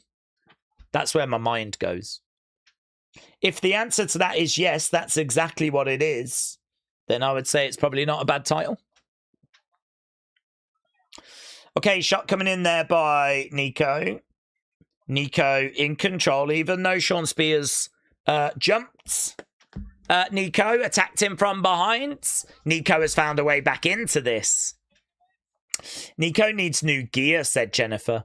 The towel thing in the back is just unfortunate on certain angles. Okay. Izzy's come round and she's... Why is the towel unfortunate? Is it because of the red cross? That looks like it's a target for his anus. Is that what we're saying? Yeah. It does look like X marks the spot kind of a thing. Yeah? Is that what you're thinking? You're thinking about Niko's anus? Not his bum, but his actual anus hole. Is that what you're thinking about, Jennifer? Right now, Shawn Spears has got Niko. Looked like he was going for a choke slam. No joy. Spears planted. Charlotte is a legend, said Miami Max. I wouldn't mind meeting Charlotte. She seems nice, says Alex. And Jared, shout out to you with a devil emoji. Real John said, could Mike Santana have been on the phone? Well, he could have been. Just a bit like we were saying earlier, though. This is, I mean, I know it's a little bit special than usual because it is an NXT championship match. But I don't know, is this the sort of show where you bring in a Takahashi or you bring in a Santana, or I don't even know if Santana's contract has expired with TNA, but then is that a problem because we've got a partnership? Although we don't seem to do anything with that now.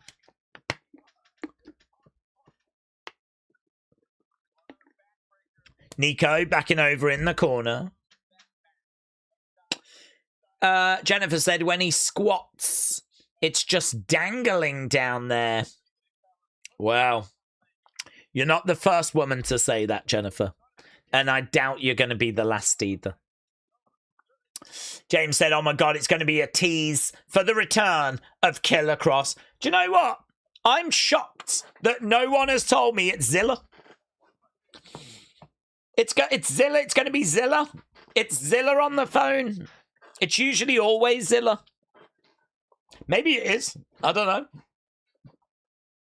Maybe it's Vince.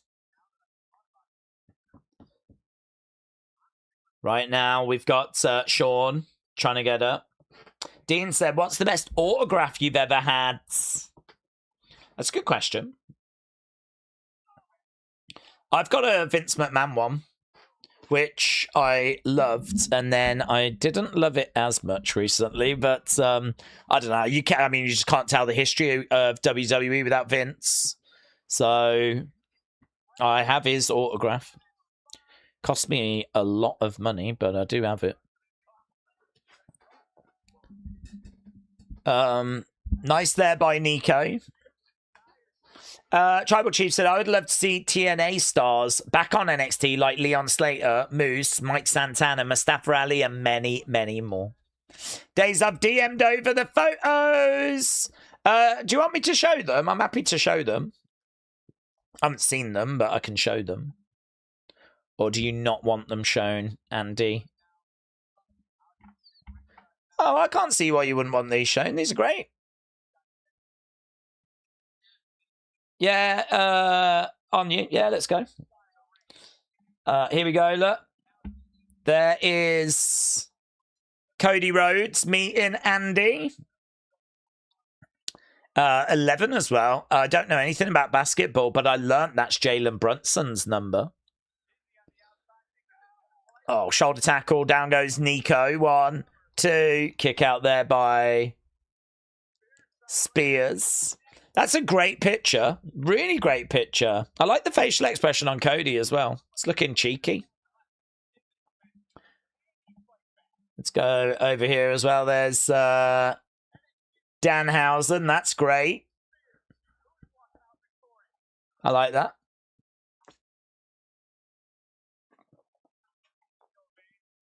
Did you say anything to these when you spoke to them? Oh, there's Rhea. I haven't seen Rhea in a little bit. How's she doing? Is she all right?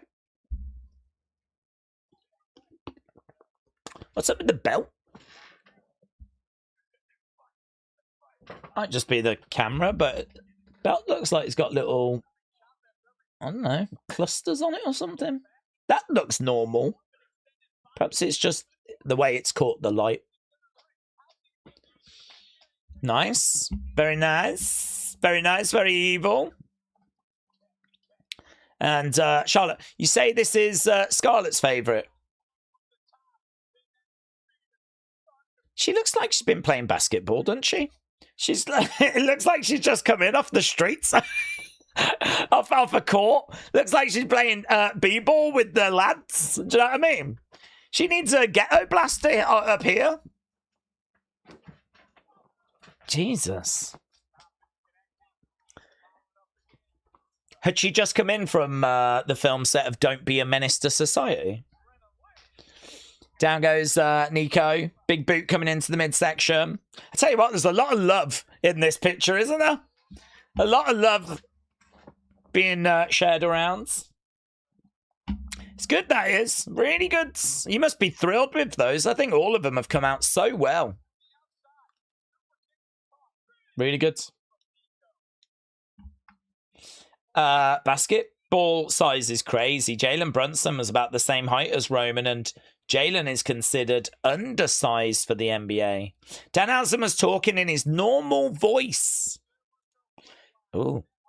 Cody and Rhea took time to talk to everyone, even when the security were trying to stop them. Class. Niko is standing over Shawn right now. Right now, Niko, we're getting to the business end of this match. Shawn Spears was asking Niko to come over, throwing a shot. Niko can't believe that Shawn is asking for more. Kick coming in there by Niko. Shawn goes to the outside.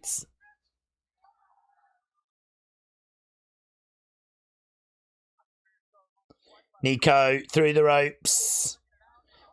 To the outside. Gets clocked there by Shawn. Into the ring steps.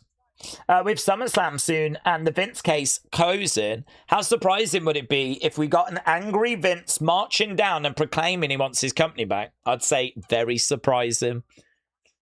But also,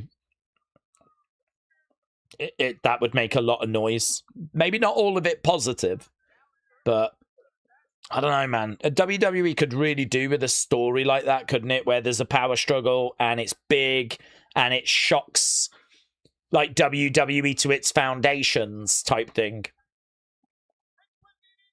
I think you could always have done it with Shane. I don't know why we ain't done it with Shane. We got an Eddie spot here as Shawn goes down. Niko. Oh, it's worked as well. Niko's been DQ'd. So Lizzie came down, got into it with Izzy. Somewhere Eddie Guerrero is smiling.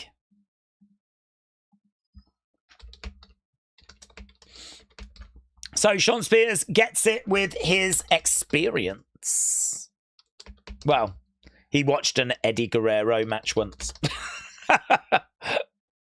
And just stole that spot. He pulled an Eddie, said Jennifer. Lizzie and Izzy just rolled up, yeah. Lizzie coming down, going into it with Izzy Dame. Looks like these two are on a collision course in feuds.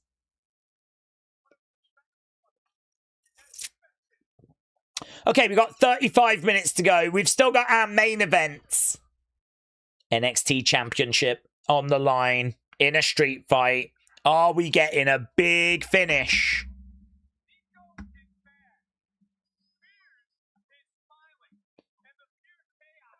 Niko is mad. Spears is smiling. This ain't over. Okay, here's Robert Stone backstage with Cam Hendricks.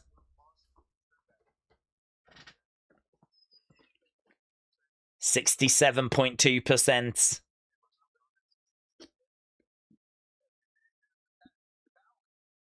This knee is attached to a coward, says Miles.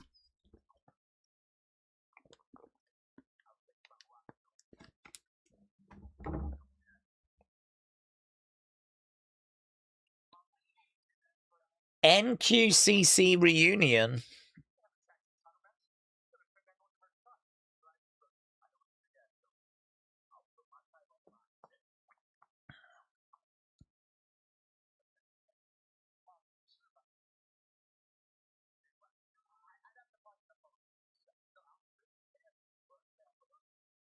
Is he happy or sad?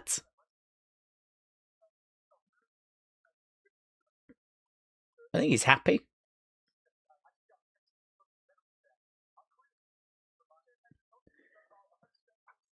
Oh, wow. Cam Hendricks is at 107.6% cleared now. Now there's a title opportunity.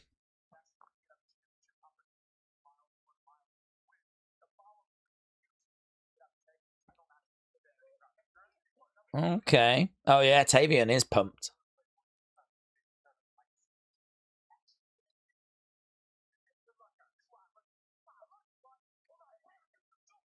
I'm going to tell you, my future children. Okay. People have been waiting for this. I think, is she coming out next? The beautiful Volcano or whatever she's called. Reina Volcano. Volcana. Reina Volcan.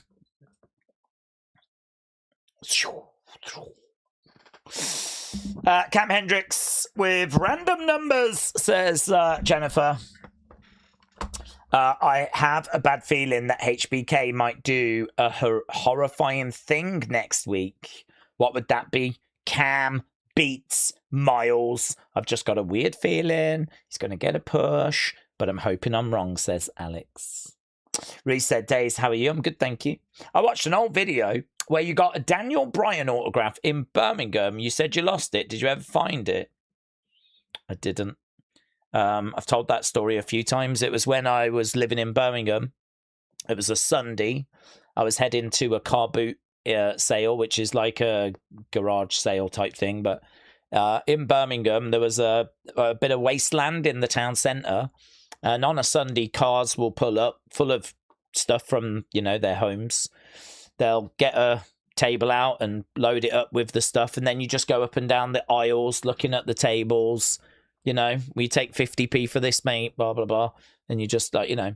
And sometimes you can find, like, old wrestling figures and old wrestling magazines and old video games. You can find anything. Vinyl albums, CDs. I mean, it's just, God only knows what you're going to find. So I made my way down on one early Sunday. I thought, I'll have a look, see what's down there. I'd not been to it before. So I made my way down. And as I was walking past this hotel, there was a couple of coaches outside and a few people loitering. And I was like, what's this? And I saw they were all wearing WWE shirts. And I was like, no way. Are you telling me the wrestlers are staying at this hotel? And these are the coaches. I mean, the coaches were there. So, I mean, it felt like they were about to walk out any second. And I must admit, I'm not someone that does the go into hotels and waits for the wrestlers type thing. I swear to God, I was doing something else. I had no idea they were there, but they had been in Birmingham the night before, doing a house show. And so I just stuck around for a little bit. And I was like, man, if they start walking out now, I don't have any paper. I don't have a pen. Luckily, around the corner, there was a newsagent. So I just bought like a pad and a pen. So I was like, if anyone does come over, great, you know. And there was a few kids that were around, so obviously I didn't push through them. They were at the front. I was, you know, a couple of rows back. And, you know, John Cena came over.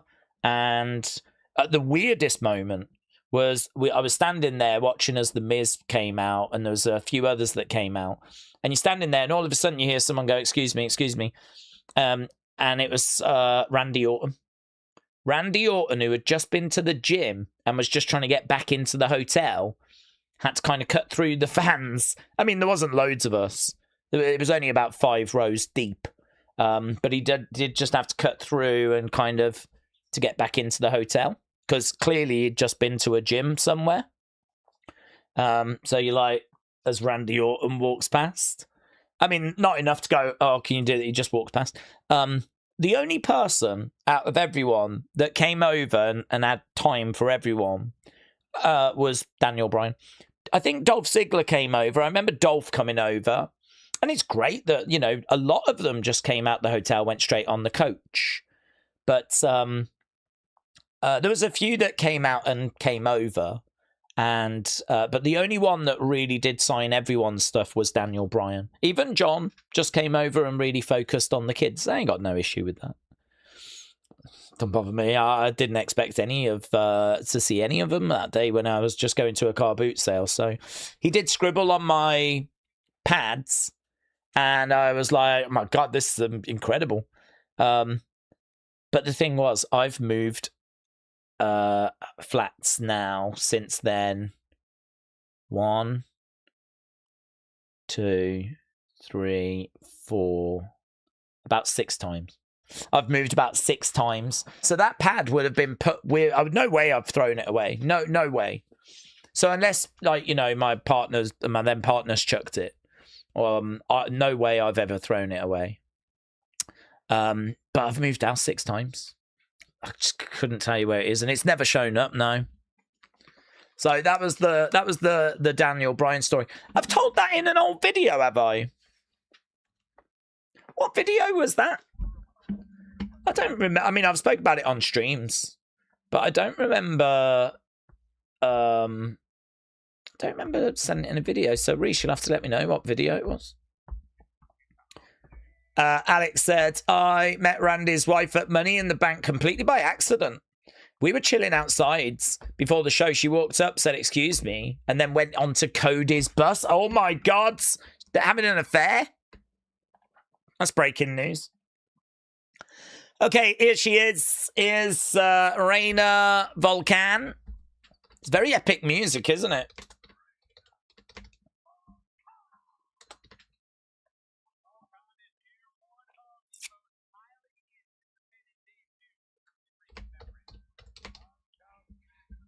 Reina Volcan.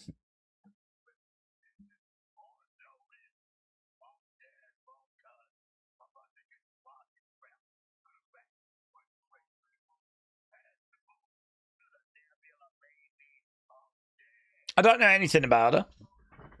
I just get like Jordan Grace vibes at the moment. I mean, she's got a bit of size to her. I mean, this is going to be a nightmare for Skylar Raye. Here we go then. Bell has sounded. And we are about to get underway. Skylar getting slammed down. This is Reina Volcan's debut. Skylar coming in, locking up. The music sounds quite epic. Already she's showing the power that she possesses. Skylar, oh, that's nice. Managing to get round the back. But at the moment, still struggling. Down she goes. Down goes Skylar. Shoulder barge against the ropes. Underneath the legs. Skylar against the ropes. Power slam. Nice. Yeah.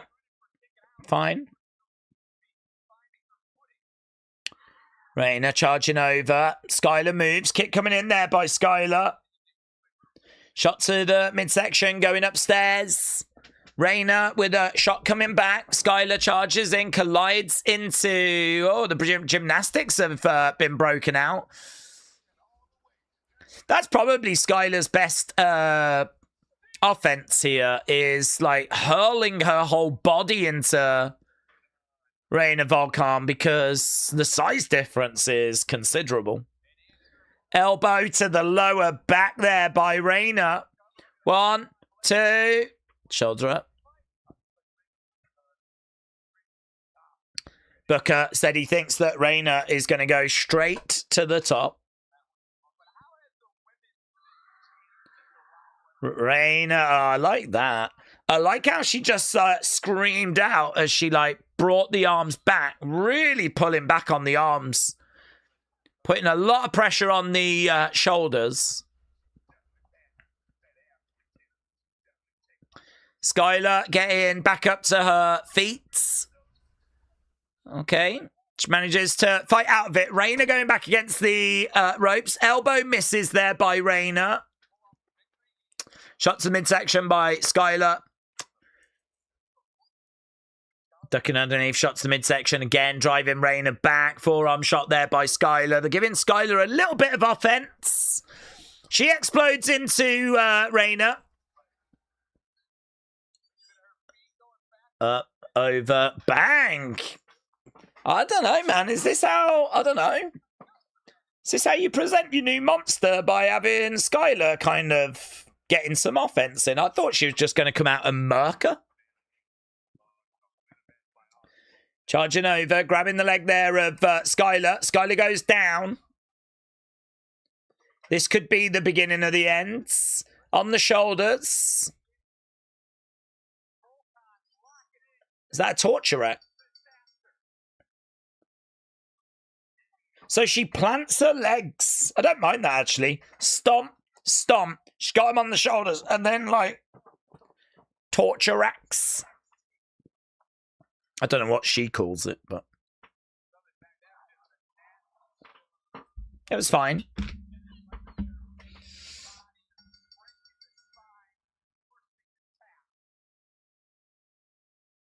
Crowd seem a bit subdued.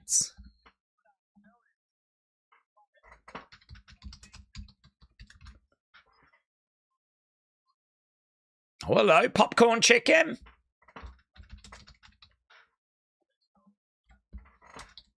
Stone trying to enjoy a little bit of popcorn chicken.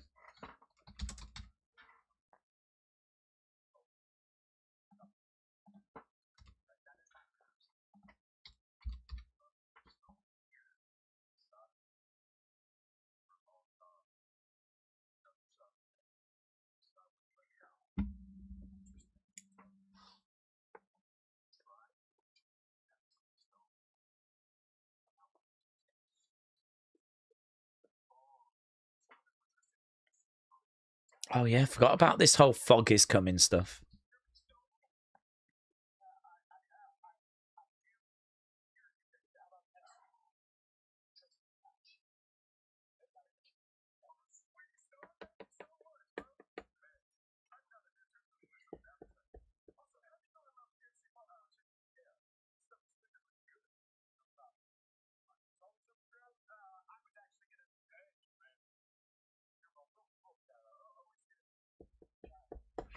There we go. Shiloh takes the popcorn chicken. Poor Stone still hasn't had a single piece of chicken, says Jennifer.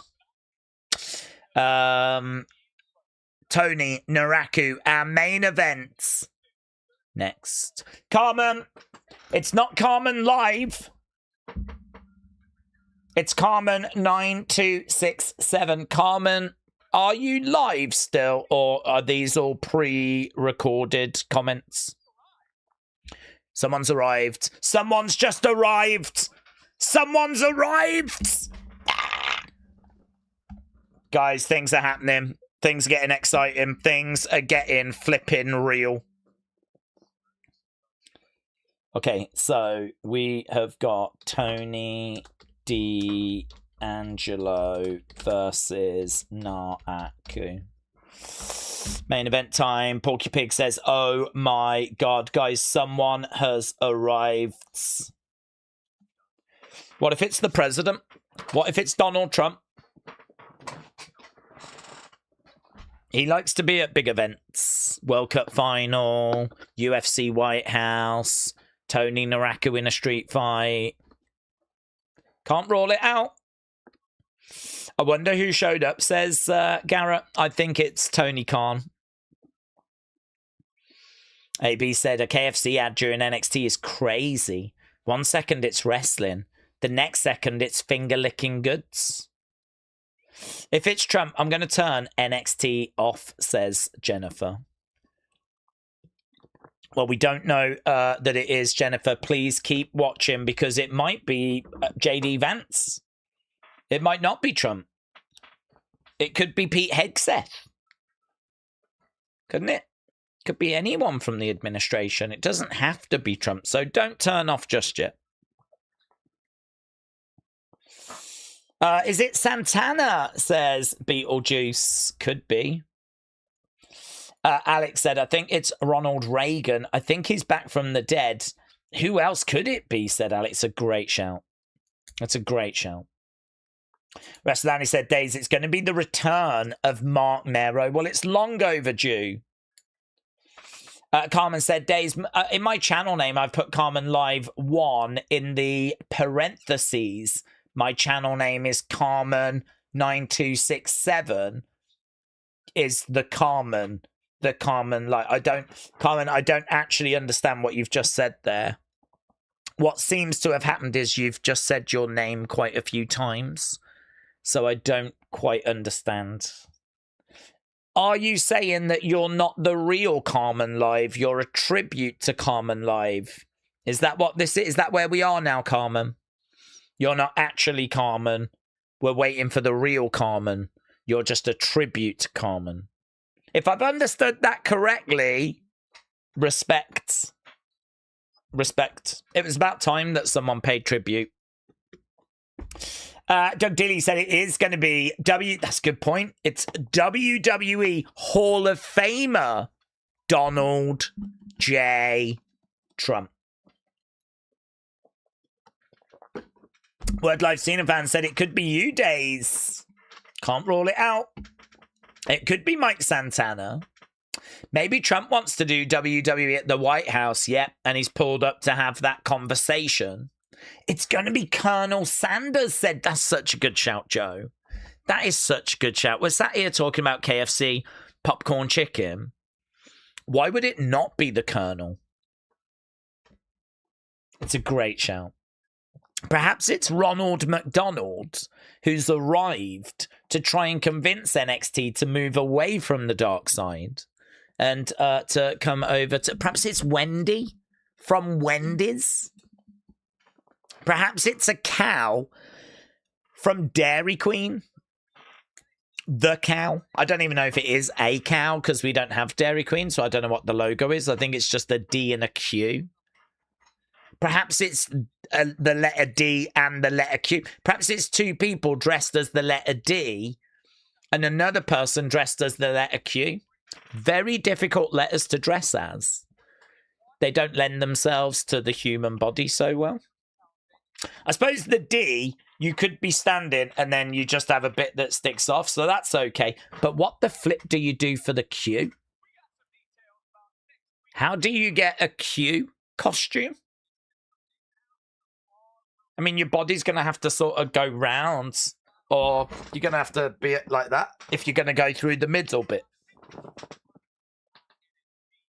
Unless you go lowercase. Because if you go lowercase q, it's a circle with a stick and then a little flick, isn't it? Your body could fit in the stick of a lowercase q, but if it's caps q, forget it. Forget it. I don't know what you do. Because as we know, it's a circle with a diagonal line through. How's the human body going to fit in that? I really hope it is the letter Q now. Because I just want to see how it's going to get represented.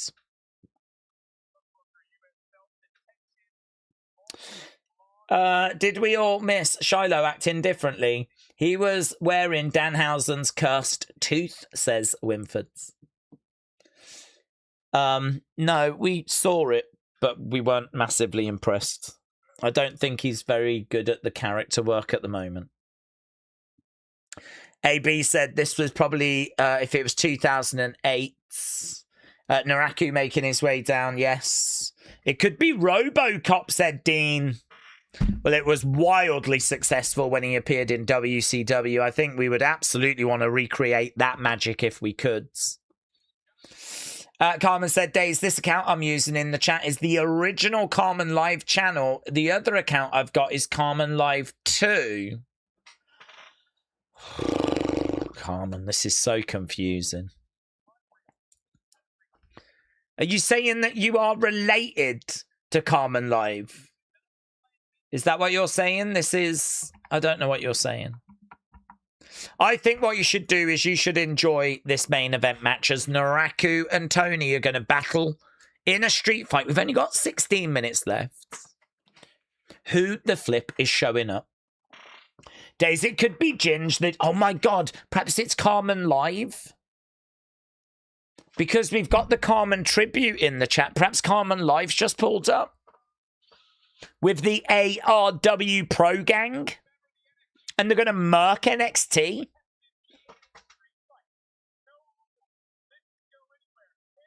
Guys, this could get messy. This could get... Perhaps it's messy? He's out the World Cup. Why not? Okay, yeah, we're out of time. Bella sounded. We are underway. Naraku with the mist. Naraku with the mist. Tony's blinded. It's all legal. Over the top to the outside. Tony come in dressed like he's a member of the Shield.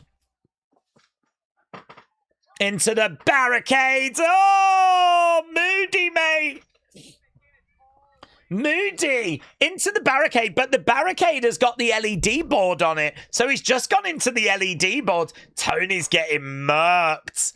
Tony's getting murked. Now into the ring steps. He's been... You must wonder what the hell's going on. Imagine that. You're in the ring, you get misted, you're blinded. Oh, now I'm in a barricade. Oh, now I'm in ring steps. What Jesus Christ is going on? And then when he finally gets his eyes clear, he'll have Donald Trump there and Carmen Live and the whole ARW pro gang. Jeez, I tell you what, he's having quite the day. In the corner goes Naraku with the ring steps. I swear to God, if it's Zilla, it won't be Zilla. Come on, guys, please. Only serious suggestions. Like the letter Q, or Donald Trump, or J.D. Vance, or Ronald McDonald, or Carmen Live. It's going to be Zilla. It's going to be the Riz and Luca that have pulled up, said Ian.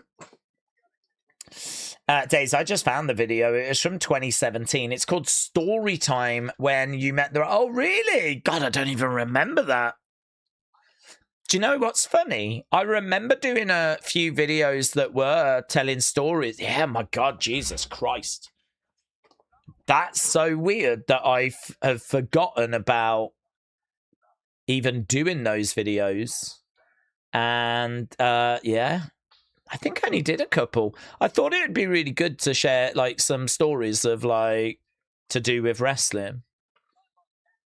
They weren't very well received, though. I bet it still hasn't got very good views on it. That's crazy. Reese, oh my God. You've gone deep diving, Reese. Respect. I don't even remember making that video. But I do sort of remember doing a story series. I think I only did a couple. I used to do that, though. I used to go to work and I'd spend all day thinking, like, what's the video I'm going to do when I get back? If I didn't have a figure to review, I couldn't do that. Ah! And for some reason, I never thought to talk about the day's news. 1, 2. So, yeah, one day I was like, maybe I should tell some stories about when I've met wrestlers or whatever. Okay, we got weapons in right now. Yeah, it was around the time of, like, Mama Day's videos. Well, she's still with us. But, oh, stomped there by Naraku. Stomped on the chair seat. Chair seat became unattached from the chair. I tell you what, the pace of this has been really good. We've had loads of weapons. Stairs are in there, or steps. Chairs are in there. Kendo sticks are in there. Back body drop. Naraku goes on the chair. The big question, though, the big distraction is who has arrived. I don't know what are they chanting? Are they chanting Tony D? That dude gives him some water. He pours water in his eyes to try and get rid of the mist. Naraku comes over, loses his footing, gets picked up, driven into the barricade. Another barricade destroyed. So that's 2 different barricades around the ringside area that have been murked. This street fight going to continue after the commercial break. We got 10 minutes or so to go. It's all happening, kids. It's all flipping happening right now. Right now, we've got Naraku in that barricades. Tony with a big clubbing blow. Naraku going up the entranceway. I'm the one who arrived. That's right, Mr. 2010. The self-proclaimed teenage standard of YouTube is making his debut tonight, says James. Clubbing blow. The action spilling to the back. Daze. The ARW Pro Gang and I are not at the performance. Guys, this is breaking news. From the Carmen Live Tribute account. The ARW Pro Gang and I are not at the Performance Center in Orlando. The ARW Pro wrestlers are at their respective houses. And I'm at my house in Hammond, Indiana.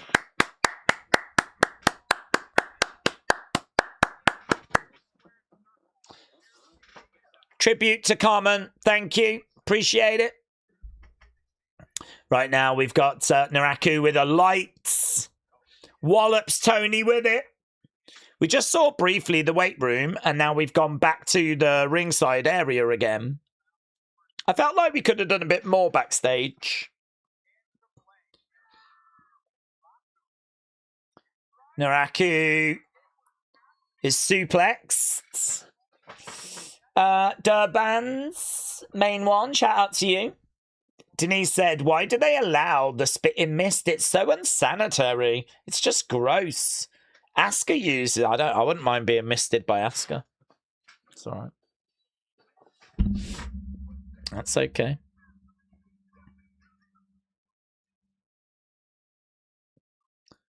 I don't want to be misted by Naraku. Naraku has got a kendo. Tony has got a crowbar.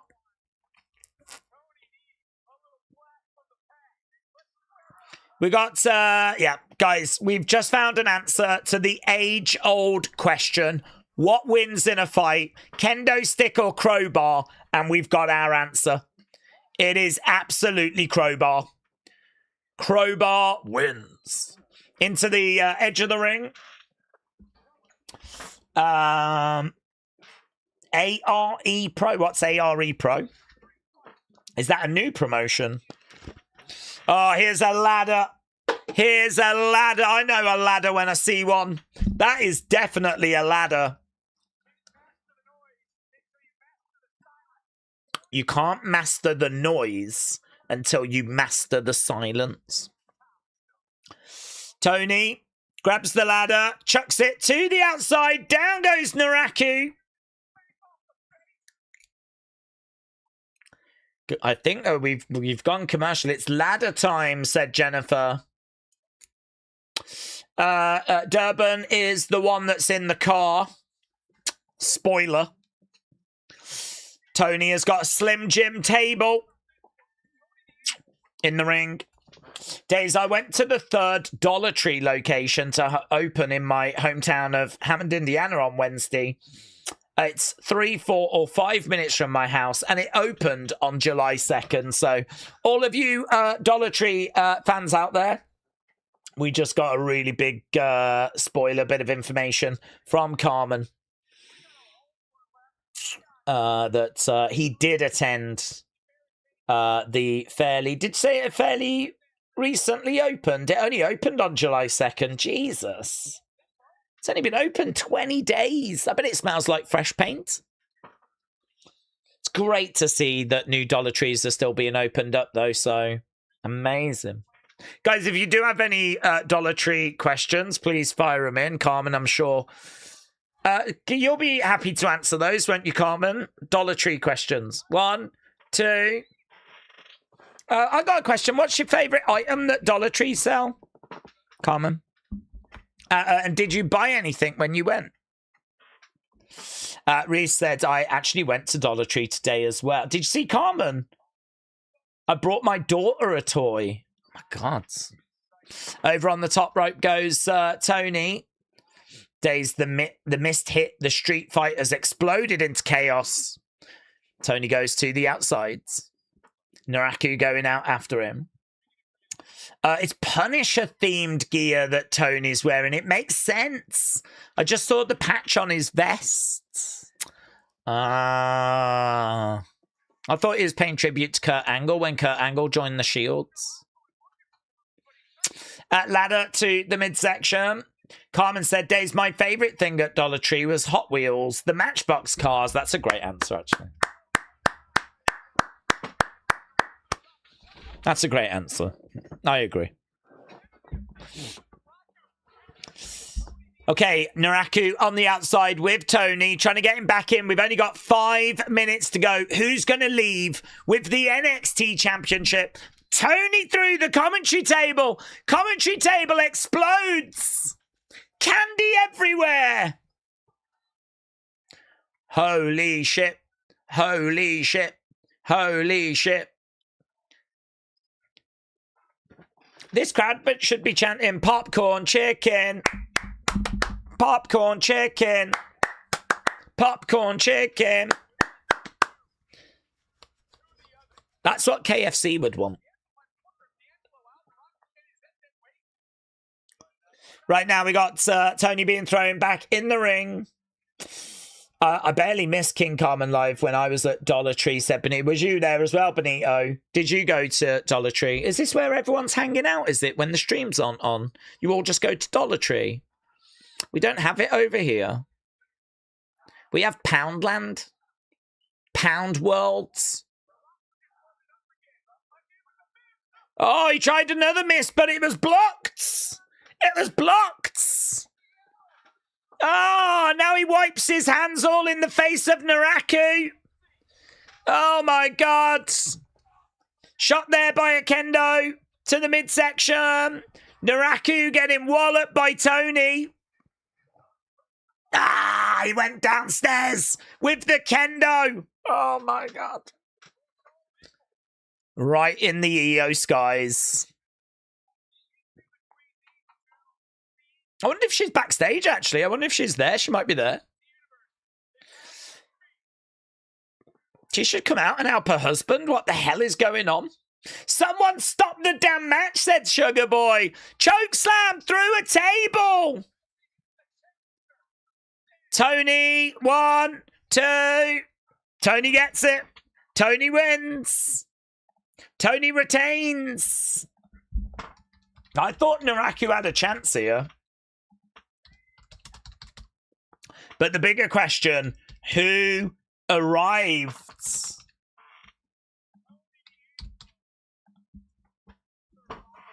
Is it Vince?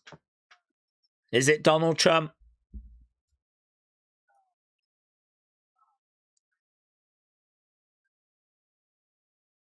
Boom.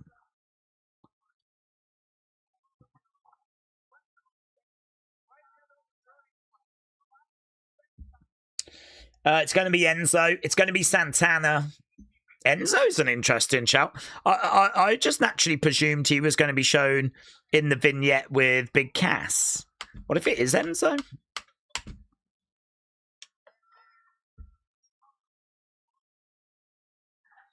Yeah, this is all cool and everything, but who's arrived?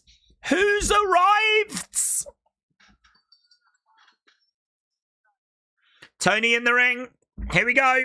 Here we go. How many minutes? We got 2 minutes.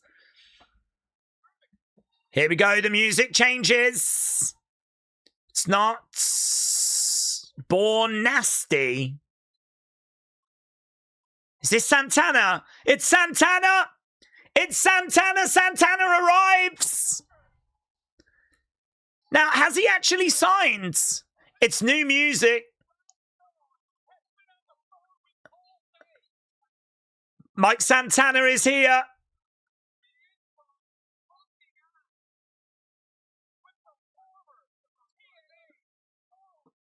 Oh, I thought he was going to say superstar. Former TNA world champion. But are we just borrowing him? Is he still a TNA superstar? Or is he now with NXT? Well, it's great to see him. I just want him to sign permanently with WWE.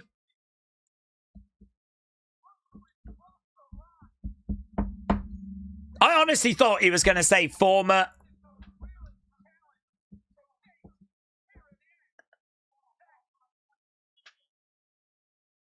good. No, he's signed, said Tribal List. Let's go. Oh, he's signed for sure, says Alex. Oh, love it. Really good. Really good. I like Mike Santana. Every time he's come into NXT, he's always given a really great account of himself. He's always put on really fun matches. We haven't seen him in a while. There's obviously a lot of chatter about him coming in. And, yeah. I mean, if he has signed, if that is him now in, then brilliant. Because that's going to be a real boost to the top end of this card. James said, that was like a 10 out of 10 show for me. Durban said, that was a good NXT. I'm smelling a name change, said Tribal List. Oh, that's interesting. Did they not say his name? If they didn't mention his name, then your smell might be correct. Jeremy said it's a great signing. Yeah, when they say former TNA World Champion, it's a title they carry forever. Santana's TNA contract ended on like the 15th, I think, says Silver Tongues. Durban said, I enjoyed the Reina Volcan match, and I enjoyed this NXT. So is he no longer called Mike Santana, said David. We don't know. Yeah, don't know. Speaking of Dollar Tree, you did a video of shopping in Poundland. Oh, I did, and I loved that video. It's actually one of my like lost favorite videos. Do you know, because toy hunts were proving very successful, you have to go... the thing with Smith's Toy Shop is they're not really in the town centres. They're normally like out of the town centres. So I was thinking like maybe I could bring the same sort of fun to other shops that are a bit easier to get to, right? So I knew that Poundland did toys. So I was like, but I don't think they had wrestling stuff. So I was like, I'm sure I could still have some fun in here.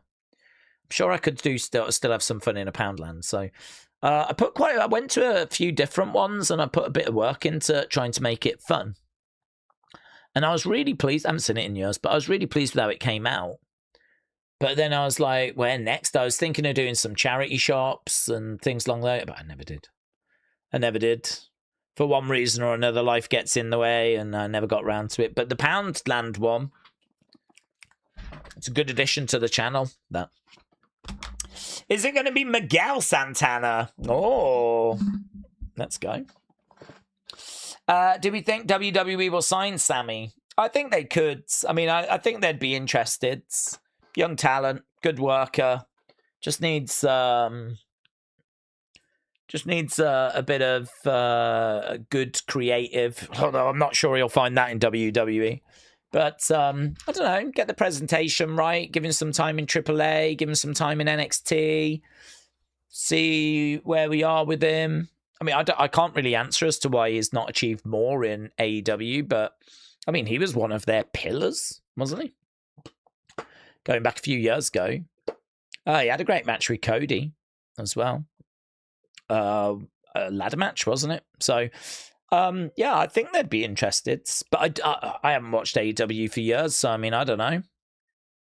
Did he get injured? Is he not looking very good anymore? I don't know. Robbie said, why have Santana and Tony face each other? It makes no sense. Tony is a face. Presumably, Santana is a face. I think it's just because of a lack of star power and experience at the top ends. I think it's just, bring him in, kind of have them compete against each other. I don't know that I would have had him go after Tony straight away, but I'm just pleased he's in, to be honest. I think NXT needs it. Tribal Chief said, at least I hope he gets to keep that banger of an entrance theme song. Rapture said, this is a suggestion. If Shawn Legacy and DVD are a tag team, would it be a good name for them to be called Legacy Media? Ah, I do get it. Shawn Legacy and Media like DVD. That's fun. That's fun. Carmen said, this past Saturday, my mom and current dad's 17th wedding anniversary. I stayed at home with them and I missed Backbreaker Wrestling. Well, I hope you told them. I hope you said, guys, I can't believe I'm here with you. celebrating your anniversary when instead I could be at Backbreaker Wrestling, or even better, Dollar Tree. So I hope you told them, Carmen. Big Time said, Daze, do we think Matt Cardona shot himself in the foot not wanting to back his old name because WWE doesn't own the IP? Why would they want to bolster his indie name? Not really. I think like he came back and wanted. I think Zack Ryder that is a jobber. It's an enhancement talent. I think that there's a bit of affection for it, but you could understand him wanting a fresh start. I mean, I think genuinely he's gone to the Indies, made himself king of the Indies, and I think that he's spent quite a bit of time trying to figure out who Matt Cardona is. So for him to come back, you know, do you come back and then reapply the baggage of Zack Ryder, who was sort of seen as like an enhancement talent? You know, does that character, does that name limit you? I mean, I think there is baggage that comes with it because, of course, there's all the stuff that happened in the past under the Zack Ryder name. Or do you go Matt Cardona and do you start afresh? This is a new beginning. So I can understand him doing it. And to be honest, I don't think it massively matters because I can understand why he's done it. But I mean, it's quite clear that you can call yourself Zack Ryder, you can call yourself Matt Cardona, you can call yourself Bozo the Wondrous if you want to. It just doesn't look like WWE have got big plans. Call yourself whatever you want. Call yourself John Cena Part 2, The Revenge. John Cena Electric Boogaloo. It doesn't really matter what you call yourself. It just doesn't look like WWE have got much planned for him. So I can understand, though, that when he's coming back, he's like, I don't want the baggage of Zack Ryder. You can say that there is some positive baggage as well. You can say that people connect with the Zack Ryder character, but I don't know, man. I was watching when he was Zack Ryder. That character was like a jobber, enhancement talent, putting people over, kind of doing what he does now. I can understand him wanting to fresh start, new beginnings, try something new. It ain't worked, but it could have. Daze, don't take offense, but I want to know how old you are. 21, buds. 21. No offense taken. Daze, who do we think is going to win Money in the Bank? It's with it being late this year, they could hold off till Mania. Well, I think LA Knight is in the mix. Maybe Sammy is in the mix.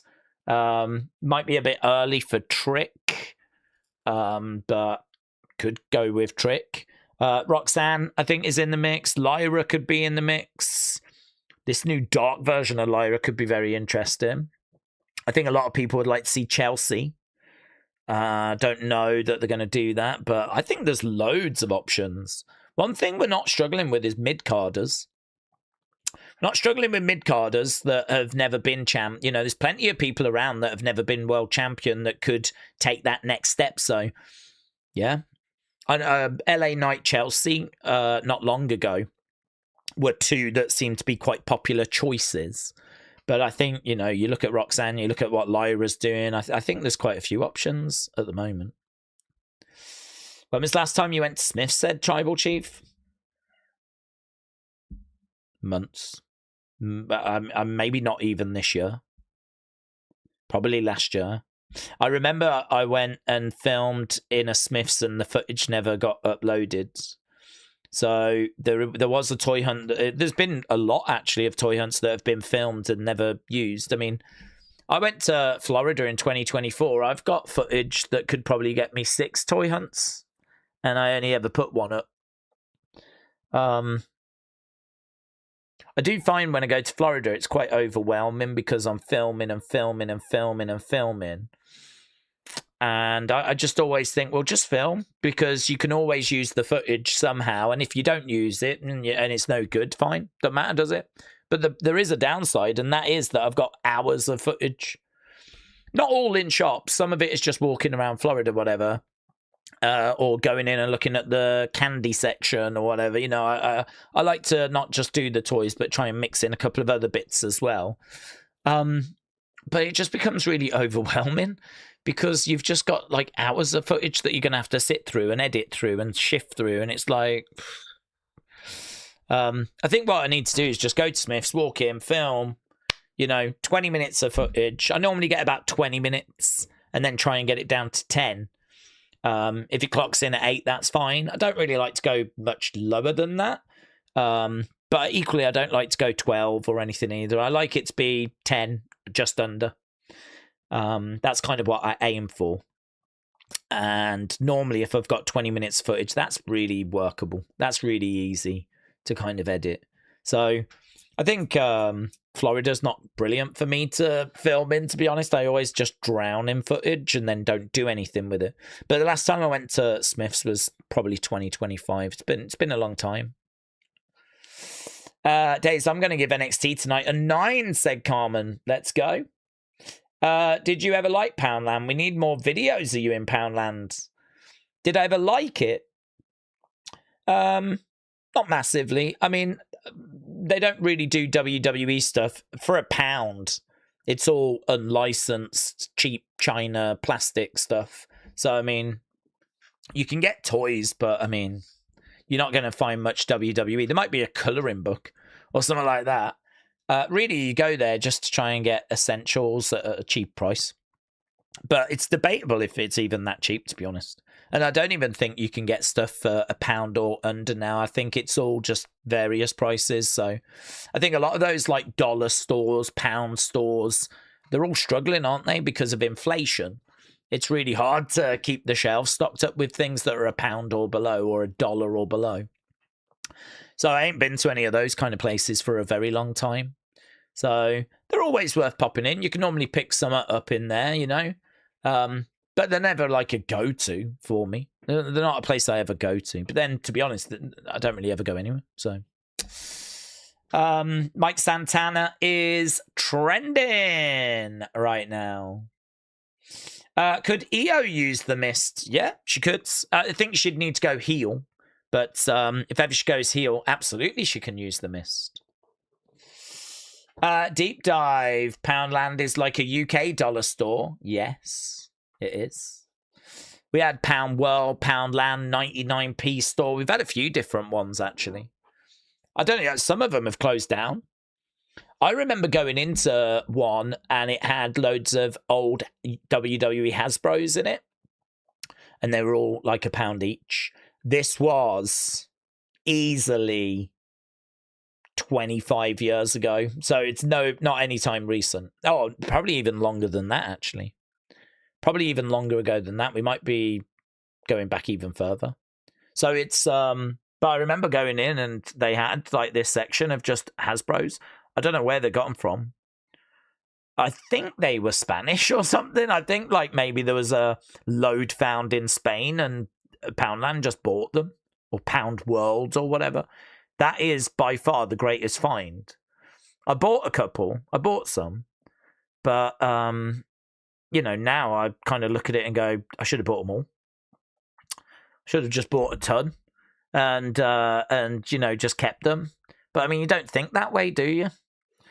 You just look at the ones that you are interested in or need. You don't think about buying to, save and potentially sell in the future.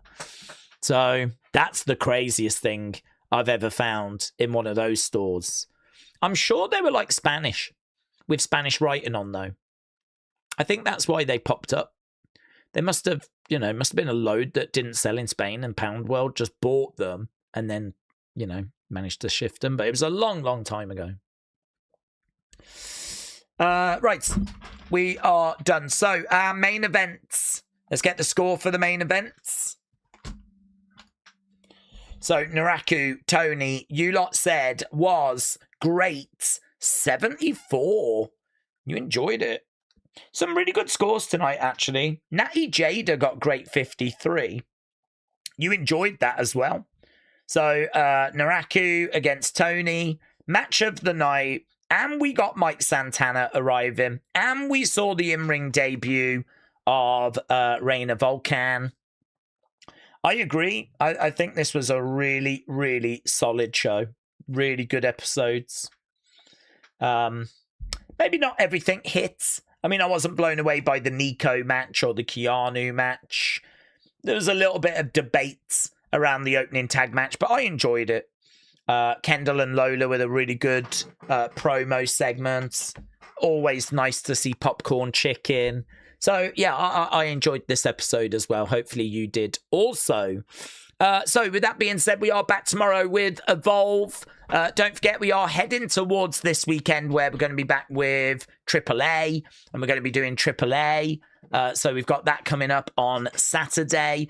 Of course, we've got SmackDown as well. I need to go and watch the final episode of Unreal. There's quite a bit going on at the moment with wrestling. Seems like there's quite a bit of just noise and things happening. Sammy Guevara is trending at the moment as well. So, yes, lots to keep an eye on.